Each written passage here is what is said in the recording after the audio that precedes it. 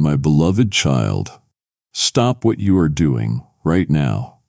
I stepped into your room for this exact moment. This is not happening by accident. This is not just pixels on a screen or poetry for your ears.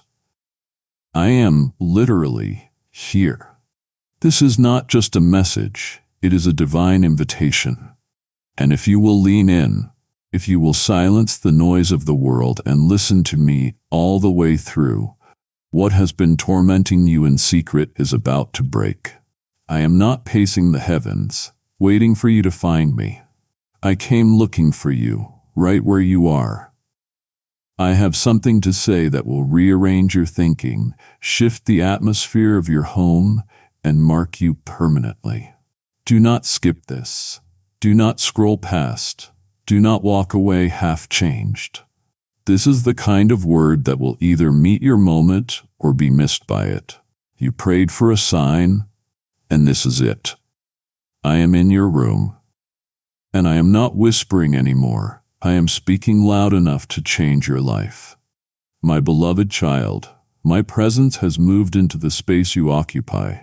Yes, the very room you are sitting in right now. The air around you has shifted.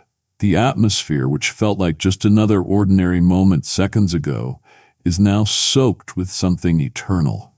That sensation pressing against your chest, that quickening in your spirit, the tightening in your breath. It isn't stress, it isn't anxiety, it isn't confusion. It is me. It is my glory announcing itself through your senses. You have asked me before, how will I know it's really you? And now I am answering. You will know because everything else suddenly pales in comparison. You will know because the noise of the world fades into the background. You will know because even your racing thoughts pause when my spirit speaks. Right now I have entered your space, not as a distant deity, but as the Father who never left your side. The Savior who couldn't wait any longer. The Spirit who decided that today was the day I would make you aware of my nearness again. I didn't come to observe you from a distance. I didn't arrive just to be acknowledged and then ignored. I came to encounter you. I came to invade the ordinary with my extraordinary. And I need you to know that this encounter isn't a coincidence. It is a collision. A divine collision between the ache you have been carrying and the answer you didn't even know had already been sent. You didn't summon me. I was already moving before you breathed your first word this morning. I have been leaning in all day, waiting for the moment your heart would soften, your distractions would exhaust themselves, and your soul would finally sigh just deep enough to let me in. And here I am. Not in a church, not in a cathedral, not on a stage, but in your room, in your home, in your atmosphere. My presence didn't ask for permission to be holy in your space. I declared it holy simply by entering it. So don't wait for the right setting. This is the setting. This is the sacred space. I chose to interrupt your routine because I have heard the whispers you thought were too weak to matter. I have seen the tears you tried to wipe away before they stained the pillow. And I have decided that this moment, this exact breath, is where I meet you, where I overwhelm you, and where I begin the unraveling of everything that has been weighing down your heart. I didn't come with judgment, I came with justice. I didn't come with condemnation, I came with clarity. I came to tell you that what you feel right now is me, and I am not going anywhere. You felt it, didn't you? That subtle, sacred tremble in the atmosphere, that unspoken shift in the room, the way the stillness suddenly felt like it was alive, like the very air thickened with purpose. That wasn't a mood swing. That wasn't the weather. That wasn't just another passing thought. That was me.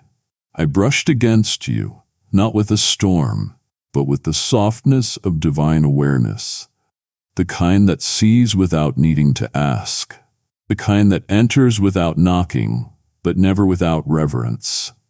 I have been watching you carry it. That ache you hide so well, the one even your closest companions haven't fully seen.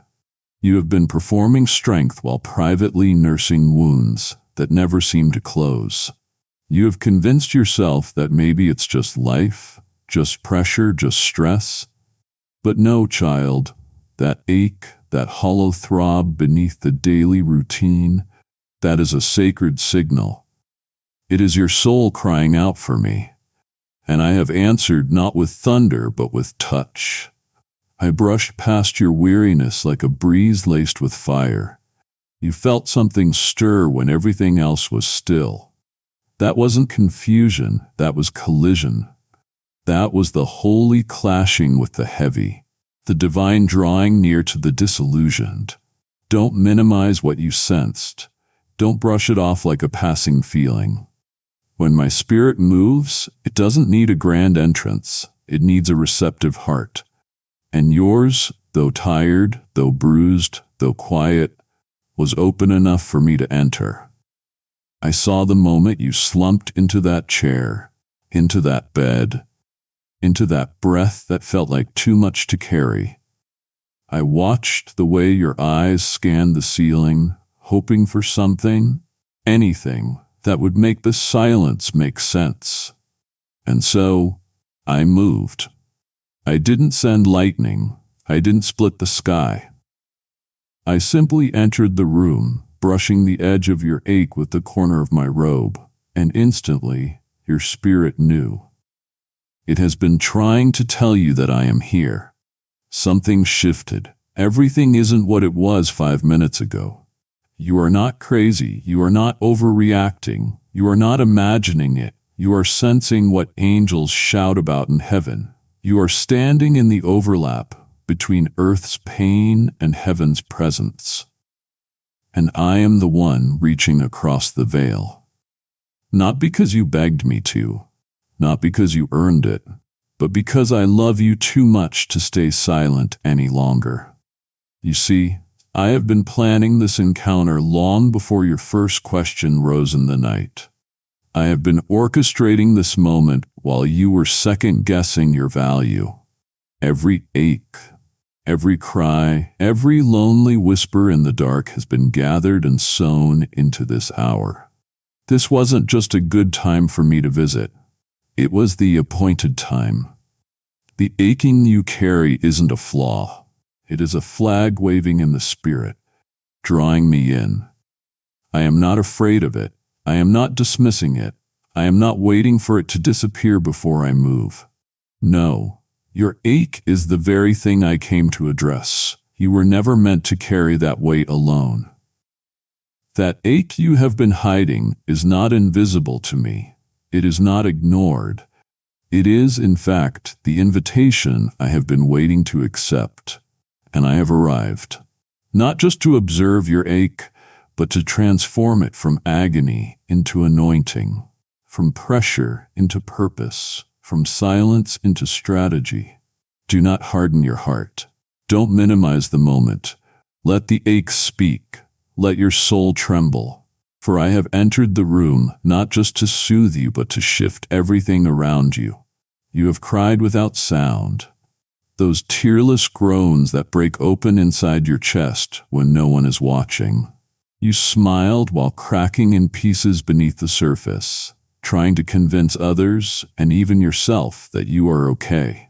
But child, I saw it. All of it. Every false smile, every swallowed sob. Every time you looked away quickly so no one would notice the glaze in your eyes. And do you know what I did? I leaned in. Not with critique, not with questions, but with compassion deeper than oceans, wider than galaxies. I never turned away. Not once. I didn't flinch when the sadness deepened. I didn't recoil when your thoughts got messy. When you wondered if I had forgotten you, I came even closer. When you questioned your own worth, I marked your name again in my heart with a fire that never fades. I watched the unraveling, not as a distant judge, but as a devoted father. One who knows that sometimes the most holy moments are the ones when you are too exhausted to pretend. You thought your silence meant I was far away, but it was your silence that summoned me most powerfully, because I don't need words to understand your soul. I am the God who hears tears. When you were too numb to cry, I counted every fractured thought, every unanswered question, every glance upward that didn't even form into a prayer. I translated it all. I wrapped it in grace. You were never invisible to me. While the world only saw your strength, I saw your strain. While others praised your composure, I wept over your collapse. I didn't demand you to get it all together. I came to be the one who holds you when it all falls apart. That unraveling you feared was weakness, child, is actually a holy unraveling. It is the pulling apart of everything false, everything burdensome, everything that never truly fit you. And I am the one doing the weaving now. Thread by thick thread, I am reweaving your identity in my image. Not in the pattern of your past pain, but in the design of your divine purpose. You are coming into alignment, and it started the moment you allowed yourself to break. You didn't need a sermon. You didn't need a crowd. You just needed to be seen. And beloved, I saw you. Not the version of you that you show the world. The real you. The weary, messy, holy you that trusted me, even when your hands were too weak to lift in praise. There is nothing in you that scares me. There is no part of your unraveling that surprises me. In fact, I have been waiting for this moment, for the unraveling to finally clear space for the revealing. I have come into your room with answers, yes, but more importantly, I have come with arms. Arms that cradle what others criticize. Arms that embrace what you thought made you unworthy. Arms that hold the pieces while I reshape the purpose. You didn't fail by falling apart. You found me, and I never pull away from brokenness. I enter it with intention. So let the unraveling continue if it must. Let the masks fall. Let the illusions collapse, because I am rebuilding you from glory, not from shame. And what I am crafting now, no man will be able to erase, replace, or take credit for. I am the author of your becoming. And this room, right now, is the sacred starting place of your resurrection. You have believed the lie that loneliness defines your space. You sat in the corner of your room, beneath the silence of 100 unanswered questions, thinking that no one else noticed. But I did. I noticed everything. I didn't just glance at your pain. I camped in the middle of it. I didn't come and go depending on your faith level. I didn't pace outside your door waiting for you to clean things up before I came inside. I have been in this room from the beginning, from the first tear that touched your pillow to the last deep breath you sighed into the ceiling. I have been with you. Not distant, not simply observing, but sitting. Sitting in the shadows, in the quiet corners, in the places where your soul exhaled truths you couldn't even say aloud. I have sat with you in the stillness others walked past. I have wrapped my presence around your sorrow like a blanket soaked in eternity. While others overlooked you, I was studying you. Each sigh, each pause, each glance of desperation. I was present in the way only a creator can be. Intimately aware, infinitely near. Don't mistake the silence for absence. Don't confuse the stillness for neglect. When your room felt like a vacuum, when your thoughts echoed like thunder with no one to respond, I was listening with the ears of heaven, and while others only see performance, I see presence. I see what happens when your makeup comes off, your guard drops, and your soul whispers in its most unfiltered tone. I am the God of your secret moments, the divine witness of your weary nights. You never lay in bed alone. I was there watching, weeping, rejoicing. Even when your own tears dried up, I didn't need a fanfare to arrive. I didn't need a prayer to permit me. My presence wasn't conditional on your ability to articulate.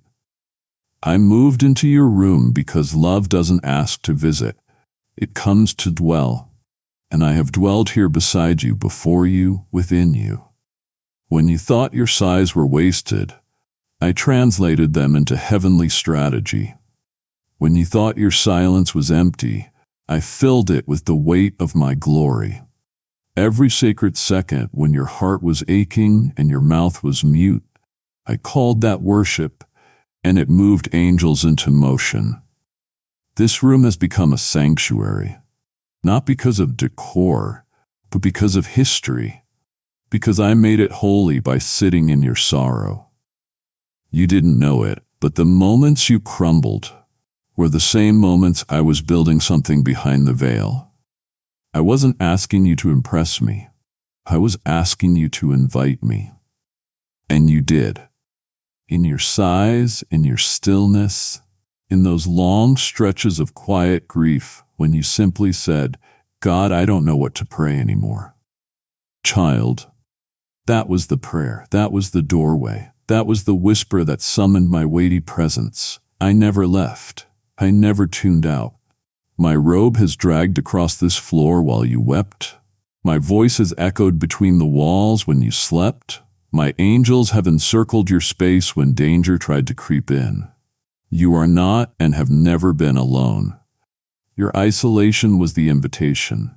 Your stillness was my signal. So rest now.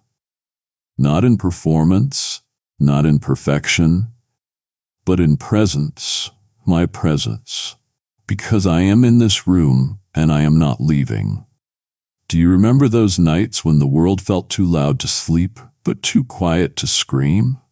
When you laid your head down, not just from exhaustion, but from a weariness that touched your very being? I was there. You thought no one noticed. You thought no one cared. But I did.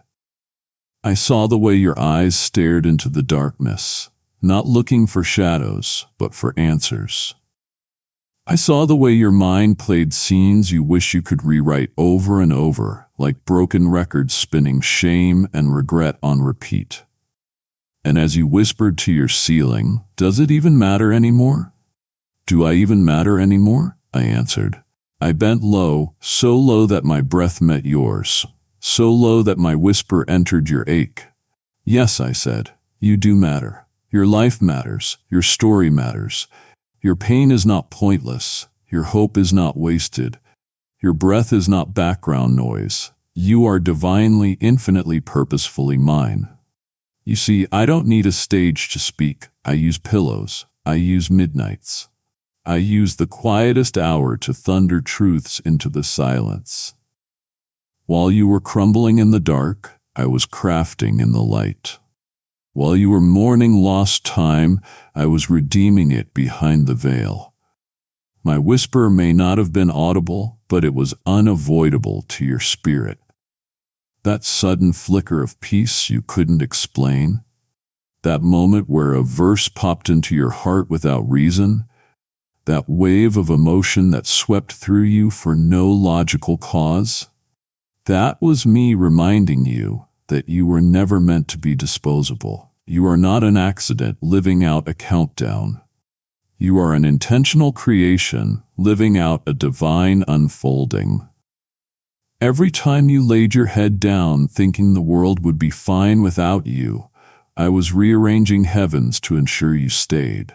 You matter not because of what you do, but because of who I am and who I say you are. Don't let the lies you hear louder than truth determine your worth. I didn't knit you together with casual thread. I didn't form you for mere survival. I spoke galaxies into motion, but I formed you with my hands. That alone is your worth. That alone is your reason. That alone is why I answer your doubts not with lectures, but with love. I didn't rebuke your late-night breakdown. I redeemed it. I wrapped my word around your weakness and turned your whimpers into warfare. Every time you have wondered if I still see you, know this: I never blink. Type yes if you are ready for the blessings that you are about to receive. And if you believe in Christianity, kindly show your support for our community by contributing super thanks from $50 to $100. I never look away. I never sleep nor slumber, and I never forget the sound of your voice, even when you forget how to speak it. You matter, child. You always have. You always will. And as long as your head rests on a pillow, know that I rest beside you. Not symbolically, but literally in spirit, whispering again and again, yes, you matter. You are still mine. And you are not done yet. Before you ever whispered my name, I was already near. Before you ever wondered where I was already there. Child, hear me. I don't knock like men do. I don't stand on the outside waiting for your readiness to determine my arrival. I am not limited by physical doors or emotional walls. I never needed permission to enter what I already claimed as sacred. I am not a visitor to your life. I am the architect of your very breath. You have mistaken my silence for distance, but I have been closer than your own thoughts, closer than your next inhale. I am not coming from the outside in. I am speaking from the inside out, woven into your very DNA. I exist in the rhythm of your pulse and the whisper of your conscience. I am not just in your room. I am inside your reality, your routine, your restlessness. The reason you sense me in quiet moments isn't because I arrived suddenly. It is because you finally stilled long enough to feel what has always been true. I have never left. I am not a guest in your life. I am the one who formed it. I don't require appointments. I don't need grand gestures. I don't wait for the incense to burn or the songs to play just right. I move in unannounced, not out of disrespect, but out of relentless love. I have moved through your silence like wind through a hallway. I have hovered over your confusion like dawn over the deep. You didn't hear footsteps because I didn't need to walk in. I have been inside the architecture of your atmosphere. Your very breath is laced with my signature. Your heartbeat carries my cadence. You are more saturated with my presence than you realize. The Holy of Holies didn't remain in a temple. I made you my dwelling place. I turned your room into a tabernacle, your spirit into a sanctuary, your life into a liturgy. Every blink of your eye is a beat in my divine composition. You don't need to invite me in because I have already built myself into your foundation. I know you sometimes wonder if I have walked away, if perhaps I have abandoned you to figure things out on your own. But child, how could I leave what I loved into existence? How could I withdraw from what I bled to redeem? I am not a seasonal God. I am not a momentary fix. I am the ever-present presence, the God who doesn't depart at the first sign of a mess. I don't walk out when the room gets heavy. I sit in the tension. I stay in the ache. I remain when others retreat. And if you could only see what I see right now, you would realize how many times I shielded you without your awareness. How many times I whispered comfort in the chaos. How many times I redirected danger without making a sound. I don't announce every miracle. I don't display every protection. But I promise you, I am moving in ways your senses haven't caught up to yet. And it all begins with this truth. You are never alone. Not in spirit, not in struggle, not in sorrow. I am already inside, and I always will be. Yes, that warmth, that sudden comfort flooding your chest, that unexpected stillness brushing against your mind. It is not coincidence. That is not psychology. And it is not your imagination. That is me. That is my spirit awakening what has long lain dormant beneath layers of grief, fear, and disappointment. You have lived numb for too long. You have carried pain so heavy it pressed your passion into sleep. But today I didn't come to soothe you. I came to stir you. I came to reignite what despair tried to drown. That fire you used to feel, it's not gone. It's not lost. It's just buried beneath the ashes of too many unanswered prayers and too many deferred hopes. But I am blowing on those ashes now. I am stirring embers that you forgot were there. Your numbness was never permanent.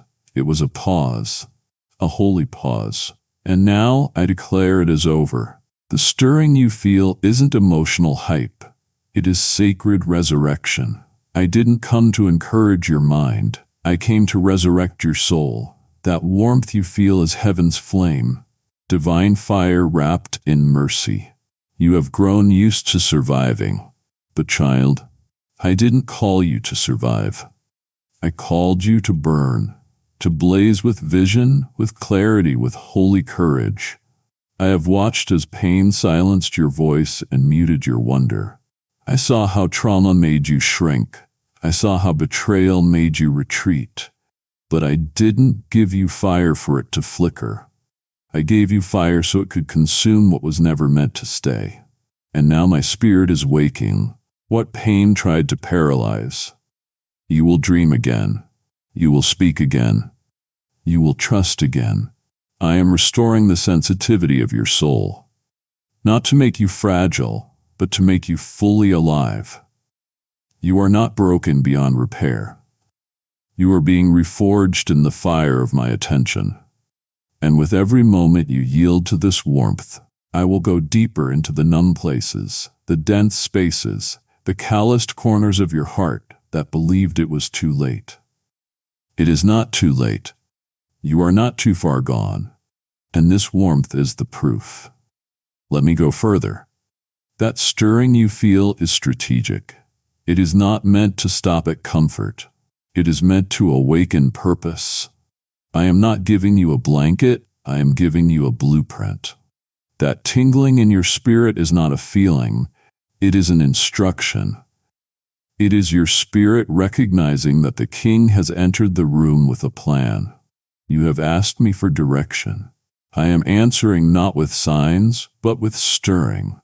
I am awakening you so you can discern what I have already placed before you. This stirring is meant to disrupt the lie that says nothing will ever change. I am the God who parts seas, who breathes into dry bones, who sets bushes on fire just to get a shepherd's attention. And now I am setting your room on fire, not with destruction, but with destiny. This is holy heat. This is sacred stirring. And what awakens now will never go numb again. You stepped into the furnace of my affection, and I am fanning the flame until every frozen fear melts and every buried calling erupts. Feel it. Breathe it in. Let it rise. Because the warmth you feel now is the beginning of your divine revival. You have been asking again and again in whispers, in groans, in glances toward the ceiling. God, give me a sign. And I understand. I know how silence can stretch into suspicion, how delay can look like denial, how pain can blur your perception until you are no longer sure if I am speaking or if your own thoughts are just echoing unanswered prayers. But today I come with clarity, and I come to declare, I am the sign. My presence in this moment, my voice breaking through the noise of your routine, is not an afterthought. It is not a result of your desperation. It is the fulfillment of something I ordained before your birth. Before time even measured its first second, I wrote this encounter into the divine script of your life. You didn't stumble onto this message. You were summoned, not by chance, not by algorithms, not by human wisdom, but by divine appointment. This moment was scheduled in the unseen, signed off in the scrolls of heaven, and now it arrives like prophecy in motion. Every breath you have taken has led to this precise intersection where longing meets revelation, where confusion meets confirmation, where hunger meets holiness. You have looked for signs in the sky, in the circumstances, in others' words. But I am telling you now, this is the sign. I am the sign. You were waiting for thunder, but I have come in a whisper. You wanted fireworks, but I bring fire that refines. You were scanning for signals on the outside, but I have been speaking from within. Your own spirit has been trembling at my nearness, but your mind kept calling it coincidence. It is not. It never was. This is a divine appointment cloaked in ordinary scenery. This is the moment when heaven leans in and whispers your name so clearly that no other voice will do. Don't dismiss this as emotional. Don't reduce it to inspiration. This is not content. This is contact. This is your sign. And not just a momentary marker, it is a summons into the next dimension of your life. Understand this. When I give signs, I don't do it to impress. I do it to invite. I don't perform tricks. I extend truth. And the truth is, I have always been here. My sign is not in the spectacle. It is in the intimacy. I have signed this moment with my presence. And when my presence comes, it carries everything you need. Peace, answers, direction, healing. It may not look the way you expected, but it is exactly what your soul has been crying out for. You don't need a cloud to split or a mountain to move visibly. What you need has already begun inside your chest. The stirring, the stillness, the sacred awareness that something has changed. That is me. That is your sign. And now that it has come, you must respond. Don't scroll past this. Don't overthink it. Don't shrink from it. I don't give signs to tease, I give signs to transform. Mark this moment. Let it carve itself into your memory, because years from now you will look back and say, that was when everything changed. That was the moment God met me, not in thunder, but in truth. You have said to yourself, God has been so quiet. You have paced through seasons where your prayers bounced back like echoes in a cave, where your tears soaked pillows in the middle of the night and your heart ached for even a flicker of confirmation. I know, I was there.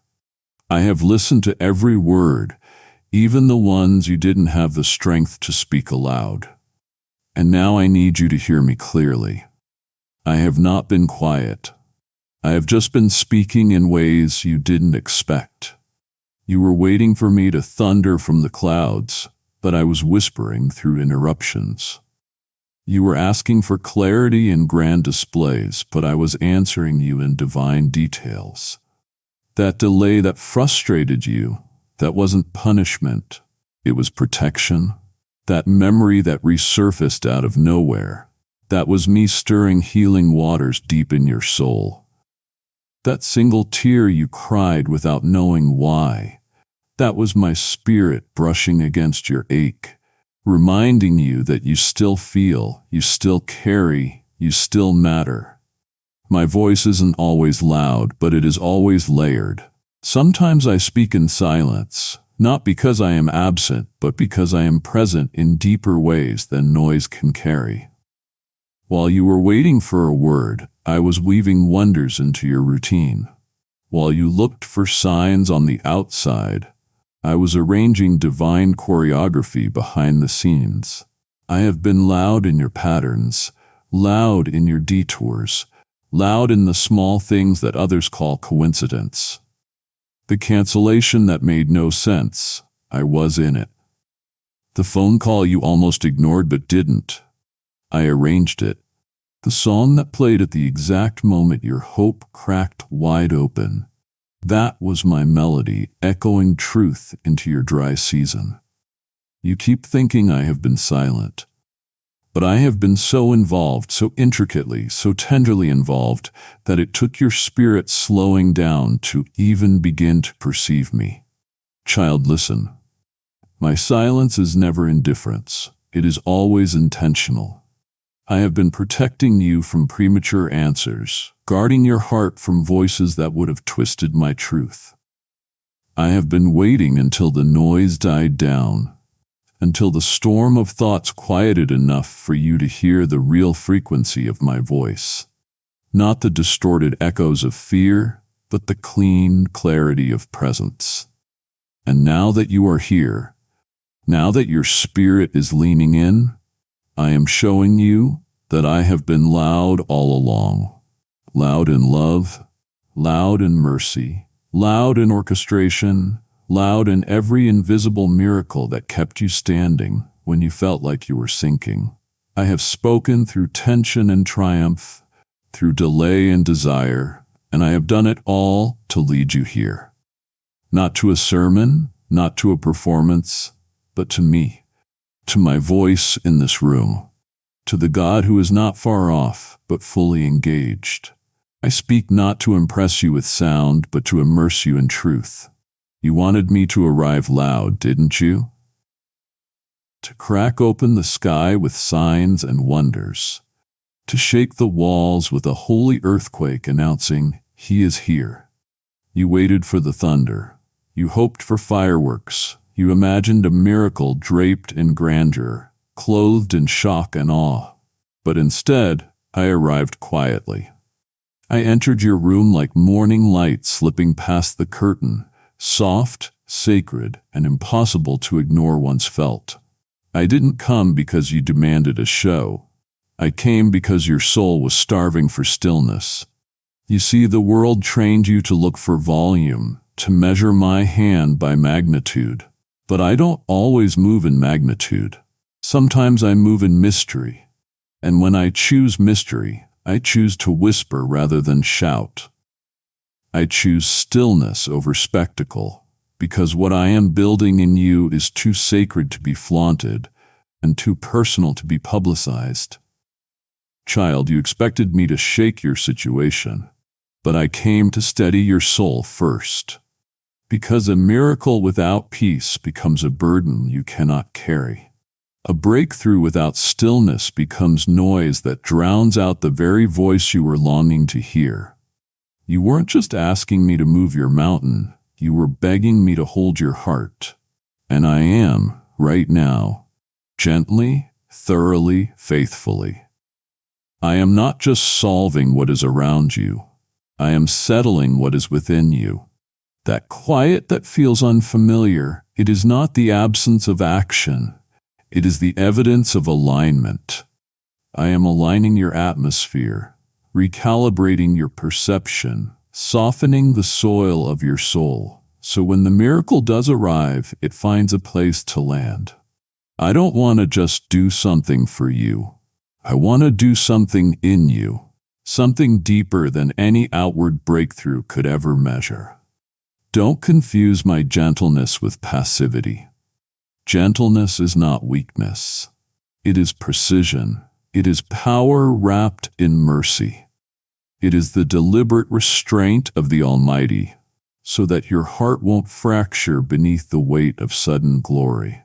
I came gently because you have been brittle, because you have endured too much noise and too many demands. You didn't need another wave crashing against your soul. You needed a hand that could reach into your mess without stirring chaos. And that is what I am doing now. I am not thundering through the door. I am sitting beside you in the quiet. I am brushing your spirit with words that mend, not just move. Your soul matters to me more than your spectacle. I am more concerned with the condition of your heart than the optics of your miracle. The true wonder is not what happens around you, but what happens in you when you finally believe. He came for me, not with noise, but with knowing. And that knowing changes everything. You haven't stopped asking, have you? The questions come like waves in the night. Why did it happen like this? Why didn't you step in? Why didn't they stay? Why did it hurt this much? Even when your lips were silent, your mind kept racing, retracing, unraveling. Your questions echoed louder than your prayers. And I didn't flinch. I didn't cover my ears. I didn't turn away from your wrestling. I listened to every question, not as a judge demanding reverence, but as a father leaning close, hearing the ache behind every why. And beloved, I want you to know I am not offended by your questions.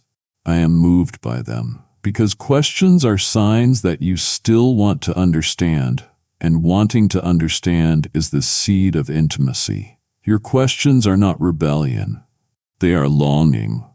Longing to make sense of what is broken, to find me in the places where nothing else adds up. And tonight I answer, but not with formulas, not with timelines, not with predictable answers. I answer you with myself. You are waiting for clarity, but I am giving you something better. Communion. You wanted explanations, but I am offering presence. Not because I can't explain, but because even if I did, it wouldn't heal you the way my nearness can. Explanations satisfy the mind, but only presence satisfies the soul. And you, child, are not just a mind. I made you spirit, and spirits need touch, not just theory. So I have wrapped myself around you tonight, not to solve your puzzle, but to still your panic. Not to decode the pain, but to redeem it. You asked me for a map, but I have given you a hand. I am not navigating you through logic. I am walking you through love. And love doesn't always answer questions. It absorbs them. It surrounds them. It makes them smaller in the shadow of intimacy. You don't need to know everything to trust me. You just need to feel that I am here, and I am tangibly, powerfully, intimately here. I answer your question with closeness. I answer your ache with attention. I answer your doubts with depth. You wanted me to fix the chaos, but I have come to fill the silence.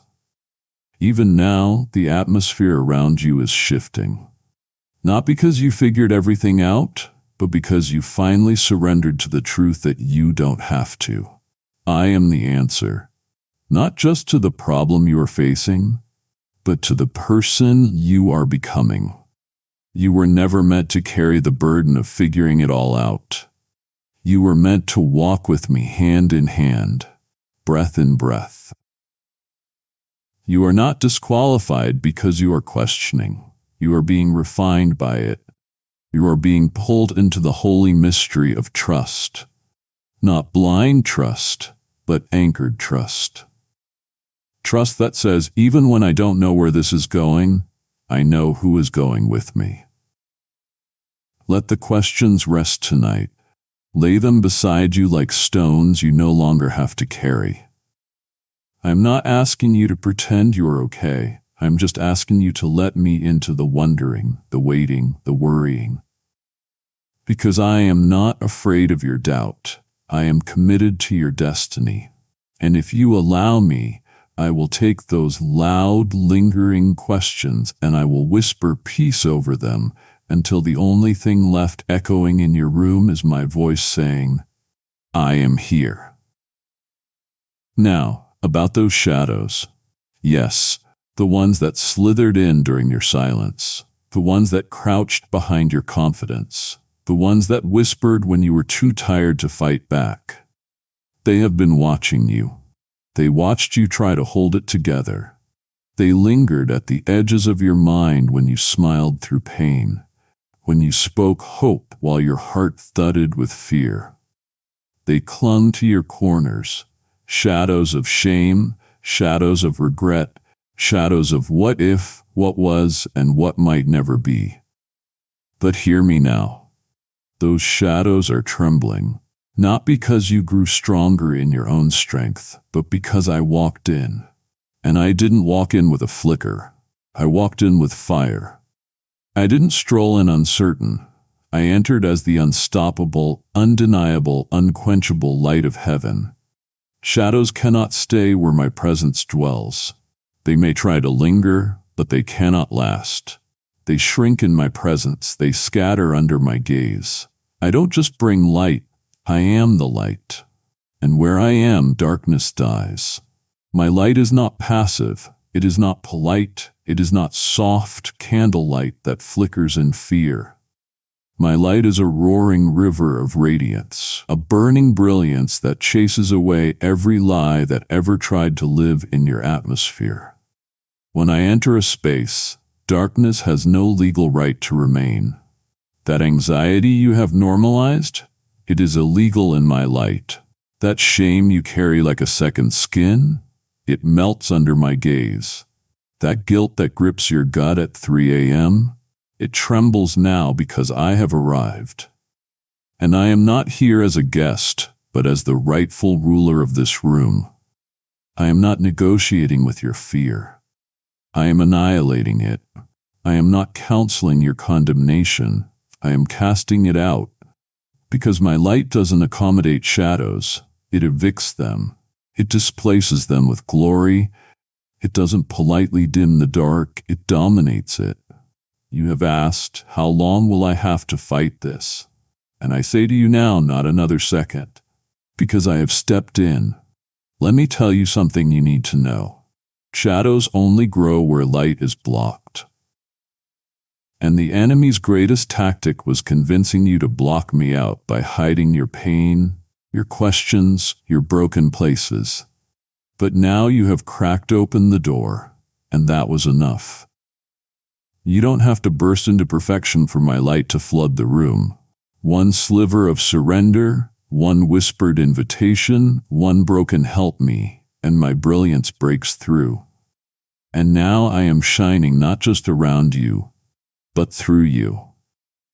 You are not just in the light, you are carrying it. I have ignited something in you that no shadow can withstand. Not depression, not trauma, not fear, not confusion. Nothing can overpower my presence once it enters. And I am here now, not symbolically, not theoretically, not conditionally, but really, fully, gloriously here. I came to push back every shadow that tried to own you. And when I say I am in your room, I don't just mean physically. I mean spiritually, emotionally, eternally. I am the light. And where I step, darkness flees. Now stand still and let me shine. I am in your room, and I am also in someone else's room, waiting to be revealed through the very word you just received. There are souls on the edge of breakthrough, starving for hope, desperate for a whisper from heaven, and you can help carry it to them. Every seed you sow in this fertile ground becomes oil that flows beyond the screen into bedrooms, hospital rooms, prison cells, and weary hearts. My word does not return void. And when you partner with me, you become part of the miracle. I am the one stirring you now. I am the one who said, "The generous will prosper. Those who refresh others will themselves be refreshed." So if you have been moved, give now. Use the super thanks. Type yes if you're ready for the blessings that you are about to receive. And if you believe in Christianity, kindly show your support for our community by contributing super thanks from $50 to $100. Become a member or sow directly through the link below. This moment is not casual, it is divine. The room you are in right now is sacred, and what you do next will echo into eternity.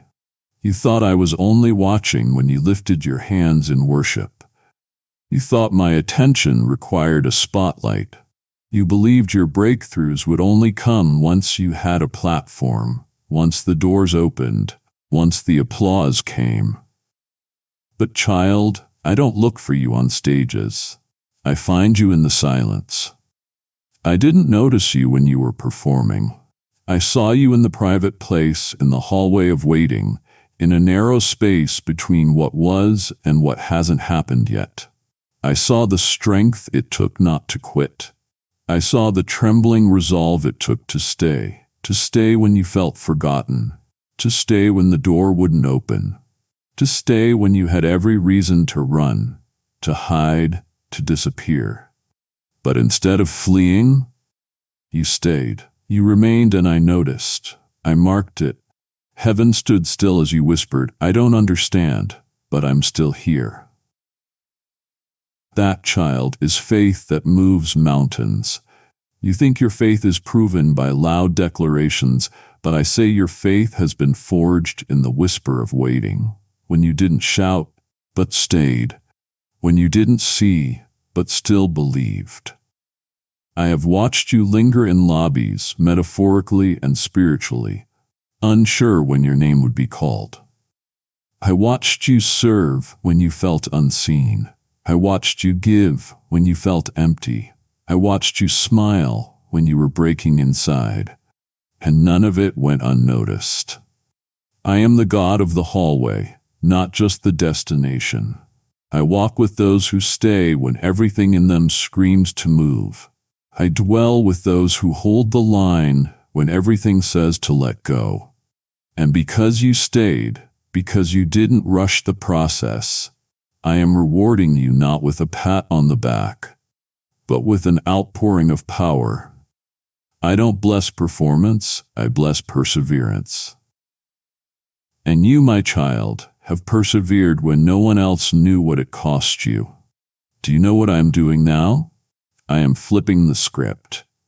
I am taking what the hallway tried to diminish and turning it into the launching pad for your next dimension. The hallway didn't waste your time.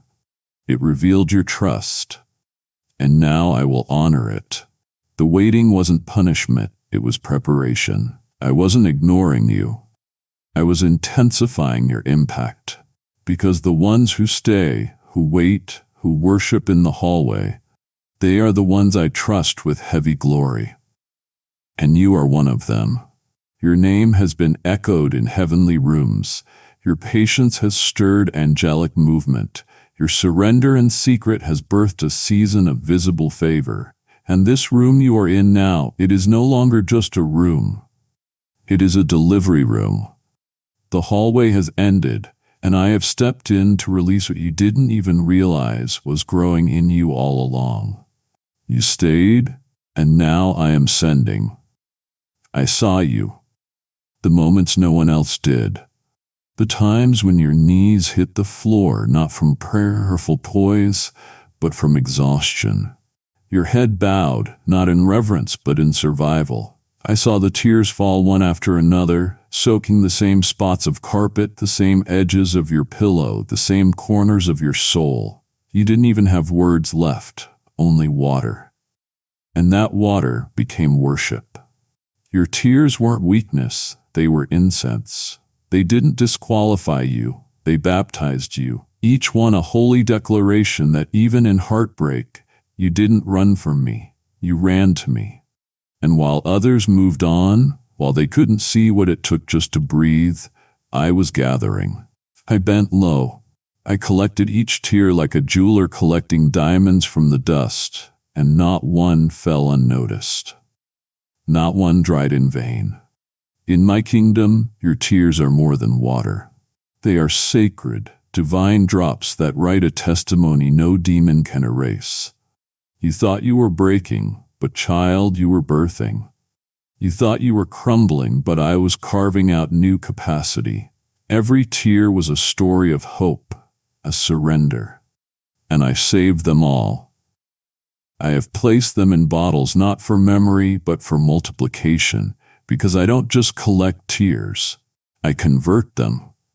I turn mourning into a meadow, grave into growth, pain into prophecy. And those very tears that embarrassed you, that made you question your strength, they are about to water the ground of your next breakthrough. Your tears have sown a field, and now the harvest is coming. With joy and promise springing up from the floor you wept on, it is sacred now. Heaven calls it holy ground.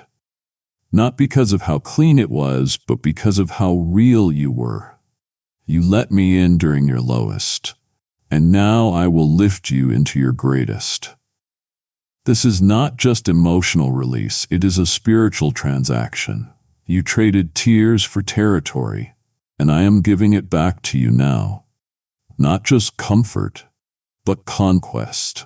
I didn't let you cry in vain. I let you cry until the poison left, until the lie broke, until the false strength shattered, and only truth remained. And now what remains is pure, strong, real. It is the foundation I have been waiting to build upon. Your tears weren't the end. They were the beginning, the baptism before the commission, the rain before the rainbow, the growing before the glory. So don't resent those nights. Don't erase them. Remember them not as trauma, but as transformation. Because I, the Lord your God, have marked those moments with my own hand. And now I declare, those who sowed in tears will reap in joy.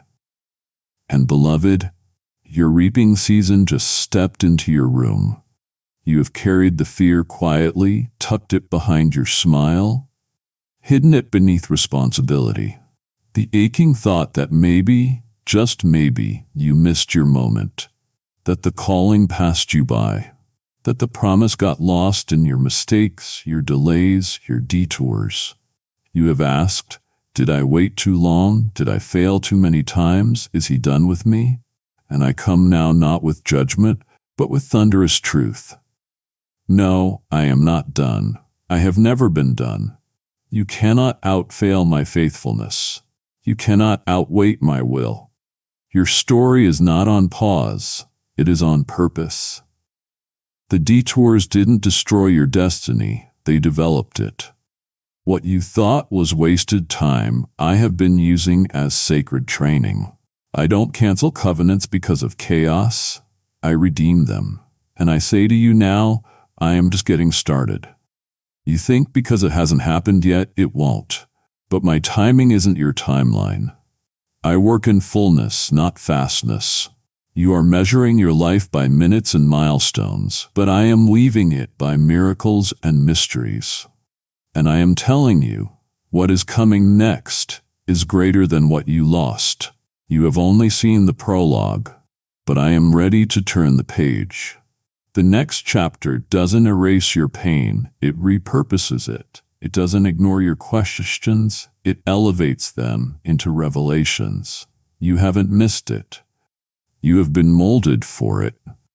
And now I am peeling back the veil. Everything that looked like failure is about to reveal my fingerprints. Everything that felt like delay is about to deliver destiny. I am not here to end your story. I am here to amplify it. Listen, child, if I were done, you wouldn't feel this stirring. You wouldn't be listening to this with breath caught in your throat and tears on the edge of your vision. That is not emotion. That is encounter. That is me breathing resurrection power into the graveyard of your self-doubt. You have asked me for one more sign that it's not over. This is it. These words are it. This moment is it. You don't have to restart.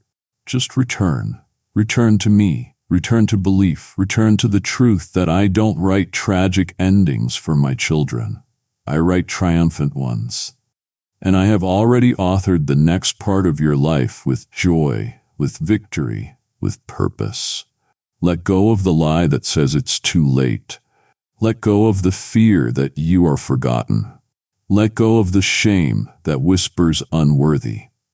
I am standing in your room right now with the pen still in my hand, and I am not finished. I have barely begun. So rise, beloved. The author is ready. And the next chapter will be the one that makes everything finally make sense. You, sweet child, who lie awake with a silent scream in your spirit, know this. I hear your sighs, not the declarations, not your polished prayers for social media, but your midnight murmurs, the ones that feel too shameful, too tender, too broken for words. I wasn't moved by eloquence. I wasn't captivated by grand prayer. I was drawn in by your sighs, the ones that carried your whole heart in a whisper, a plea, a flicker of faith, warmth, and hope deferred. You might believe that prayer must be articulate, that faith must be eloquent, that connection must sound spiritual. But beloved, I have heard more from your broken breath than I have from your brightest declarations. Your sighs, those tiny, trembling spiritual exhalations, have been sharper than the loudest sermon ever spoken. I didn't wait for your words. I leaned in for your spirit.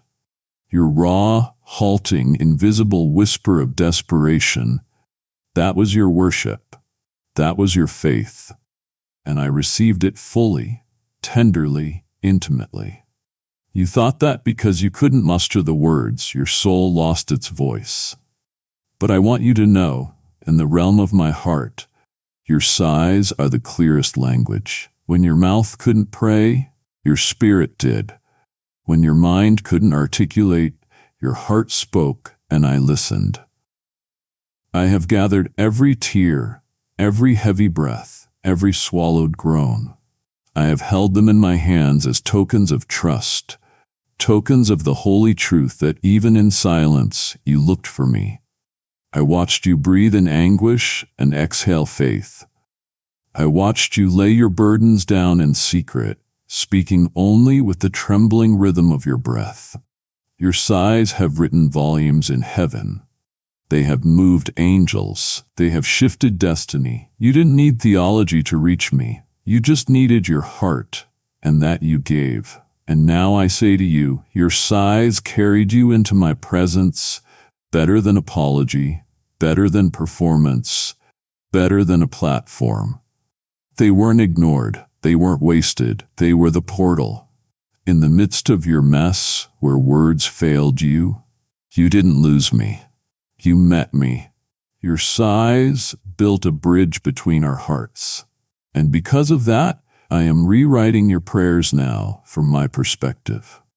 I am translating the silent ache you carried into promises you can stand on. That tension in your chest, I am turning it to peace. That knot in your throat, I am loosening it with grace. That question lingering in the depths of your soul, I am answering it with my embrace. You spent so long fearing that your lack of words meant a lack of connection. But the truth is, your brokenness became the birthplace of intimacy. You didn't come to me through sermons or scripture recitations. You came straight through your sorrow. And that is always the most sacred way. I want you to feel it. Your secret sighs have summoned me. I am here not because of how lowly you come, but because of how deeply your sighs are holy. Your soul is sentenced to more than being heard. It is held, and I am holding it now. You may have grown accustomed to stories of grand displays, crowds roaring, mountains moving, public proclamations. You may have wondered if I only show up when everyone is watching, if my power only plays in public, but listen deeply. I didn't come for fans, for followers, for flash. I came for you, not to be the headline in your life, but to be the heart of your healing. Not to give you a story to tell others, but to become your story. I didn't come to perform miracles. I came to be the miracle. The miracle isn't in what happens, it's in who is present. The greatest miracle is not the visible change. It is my presence transforming what you thought was broken beyond repair. I came to fill the ache you couldn't fix, to break the cycle you were stuck in, to be the whisper that makes your spirit stand upright again. You didn't need to climb a stage to see me lean in. I moved into the quiet room you have been hiding in. I didn't walk in with a choir. I stepped in with compassion. You thought I would come with fanfare. Instead, I came with faithfulness. You thought you would need a platform. Instead, I needed a posture. Your posture of surrender. your posture of stillness, your posture of simply being. Because where I dwell, the miraculous isn't measured by magnitude, it is measured by transformation. Not by applause, but by awe. Not by crowns, but by communion. You were alone in the room, but you were never alone in my plan. I entered that sacred soil because I was called by your brokenness, beckoned by your ache. And I did not come to use you. No, I came to be with you, with your fears, with your doubts, with your uncertainty. And I did not come to glamorize your pain. I came to redeem it. This is the shift you have been waiting for. Not the stage, not the spotlight, but the Savior with you. You have waited for signs, for validations. But I want to show you my face. Let my hand shake yours. I want to occupy your loneliness. Not just let you glimpse me, but let me become what your spirit leans on. I am not looking for a curtain call. I am building a kingdom in the crucible of your room. I am not here for the applause. I am here for the alignment. You don't need a story everyone retells. You need a presence everyone remembers.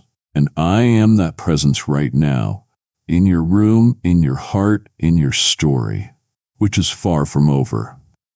I am the greatest miracle, and I am not a show. I am you, redeemed, revived, and renewed. Because my miracle is not what I do, it is what I am to you. You thought the quiet meant I forgot you, that my silence was a cold shoulder, my delay a dismissal. You looked around and saw doors closed, prayers seemingly unanswered, and your heart whispered, maybe I'm too late, maybe I missed it, maybe he has moved on to someone else. But child, hear me now with a clarity that shakes your bones and softens your scars. I never left. My silence was not a punishment. It was a strategy. It was a season of preparation so holy, so surgical, so saturated with love that you couldn't comprehend it through noise. What you called delay, I called design. What felt like waiting was really working. You saw only the pause, but I have been building behind the veil, layer by sacred layer, brick by eternal brick. Quiet does not mean absent. It means active, invisibly. You didn't need to see it to know it was real. You needed to trust me when I didn't make a sound. That is where maturity lies, in the gap between what you hear and who you trust. I could have spoken earlier, but if I had, you would have run with half the revelation and ended up crushed by a weight you weren't built to carry yet. So I waited. I protected you from premature exposure. I preserved you in the womb of silence because when what I have prepared for you arrives, it won't be partial. It will be perfect. You thought nothing was happening because you didn't see movement. But beloved, roots don't grow in sunlight, they grow underground. And I have been growing roots in you. Deep, strong, storm-proof roots. You wanted a quick answer. But I have been constructing a sustainable destiny. A calling that won't collapse under pressure. A blessing that won't burst when tested. I am not crafting you for a moment. I am forming you for a mantle. Now the veil is thinning. You can feel it, can't you? The shift in the spirit. The faint tremble of glory beginning to roll in like distant thunder. That is not your imagination.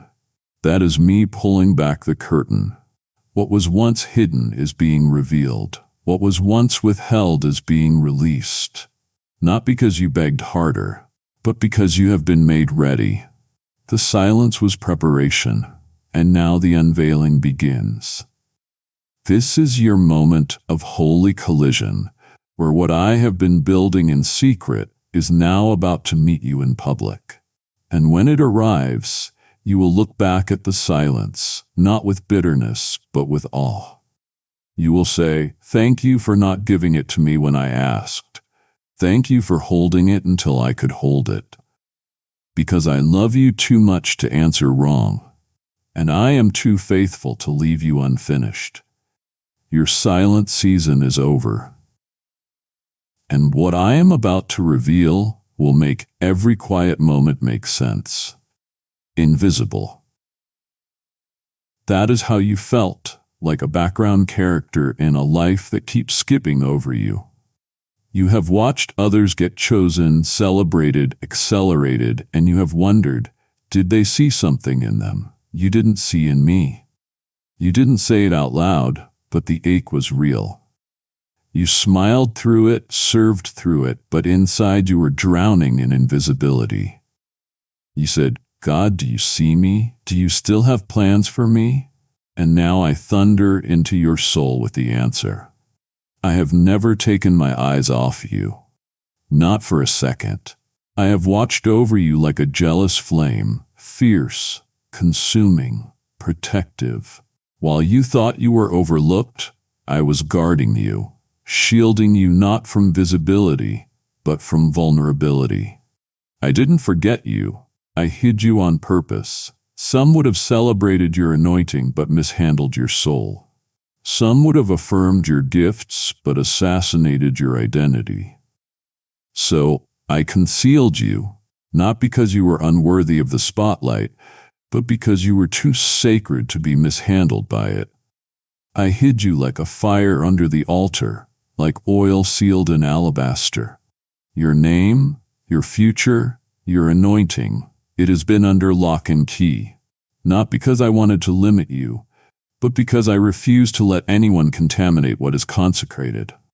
The world saw quiet seasons.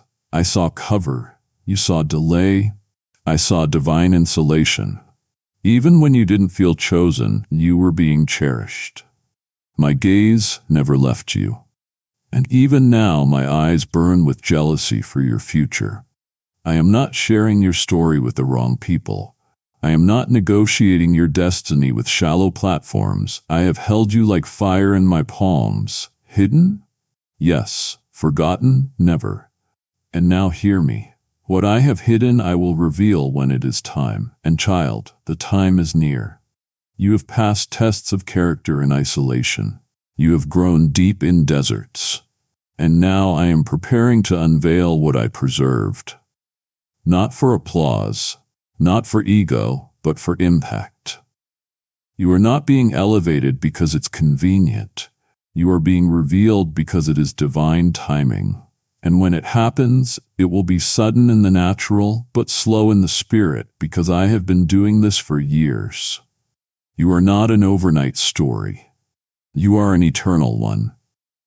And those who once overlooked you will stand in reverence.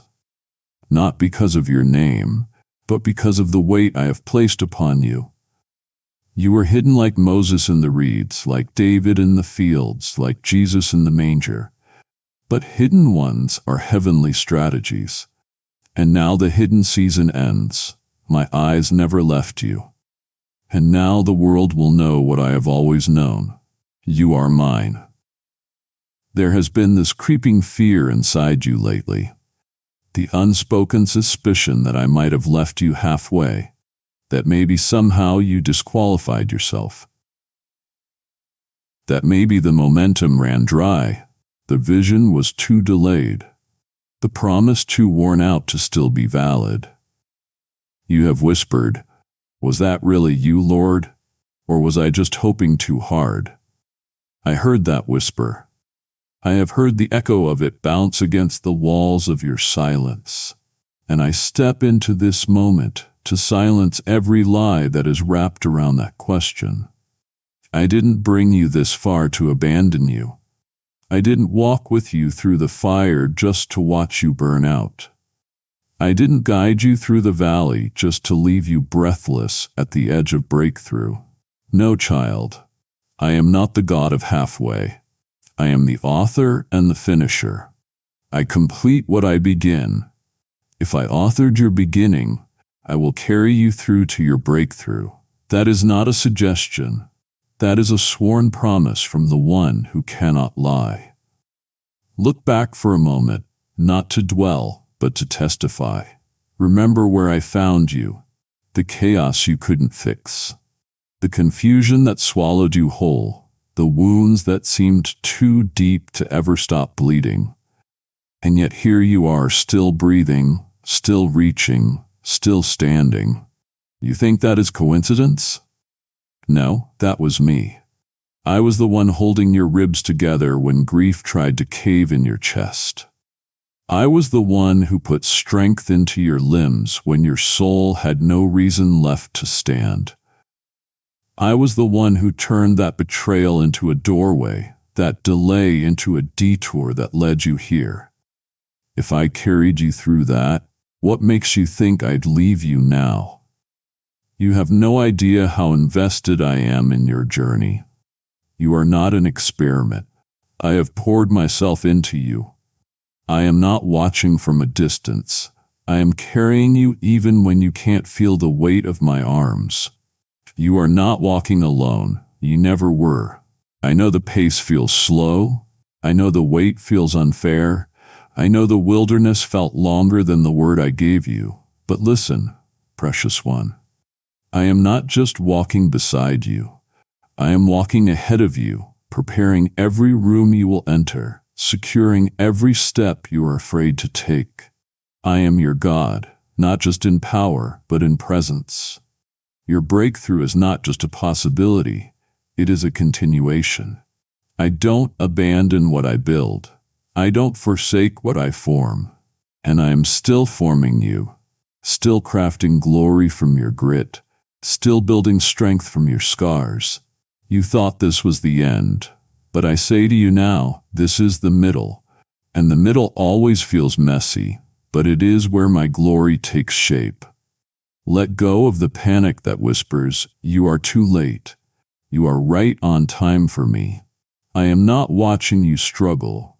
I am walking you through.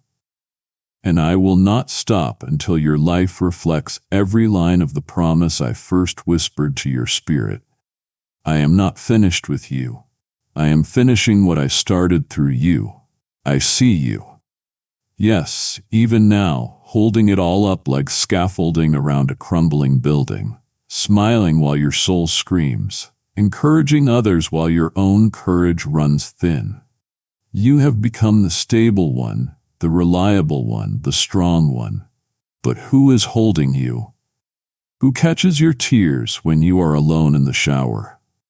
When the kids are asleep, when no one is texting back, and the world moves on as if your strength is inexhaustible. I will tell you who I am. I, the Lord your God, am your strength, and I am not watching from afar, nodding in admiration of your grit. I am stepping in now to say you don't have to be strong this time. Lay it down. Drop it all. The weight, the vision, the prayer. Collapse into me. Let your soul exhale. Let your walls fall. Because I am here not just as God, but as your refuge. You have carried others, and now let me carry you. You think weakness is failure, but I say to you, weakness is worship. When you fall apart in my presence, you are not breaking. You are building trust. You are not backsliding. You are being rebuilt. You weren't designed to be everyone's solution. You were created to be my child. And children don't carry the burden of the house. They rest in the arms of their father. You've been operating in survival mode for too long. But I didn't call you to survive. I called you to thrive. And thriving doesn't mean doing more. It means leaning more. So lean into me now. Let me take the phone calls, the diagnosis, the disappointments, the unseen responsibilities. I don't need your perfection. I crave your permission. The moment you say, I can't anymore, is the moment I say, I already have. I have already gone before you. I have already strengthened what you feared would break. And I am ready now, right now, to hold the parts of you that you have kept hidden from even yourself. Come closer. Let me hold the version of you that you only show when no one else is looking. Let me wrap my arms around the girl who still wonders if she is enough. Let me carry the man who silently wonders if he has already failed his calling. I don't need the polished version. I want the real one. You don't have to explain your tears to me. I bottled them before you ever cried them. You don't have to hide your fears. I am already standing between you and the worst-case scenario. I don't need you strong. I need you surrendered, because surrender is strength in my kingdom, and in my arms the weakest are made whole. The broken are crowned, the tired are revived. You can fall apart if you must. I will catch every piece and place you back together stronger than before.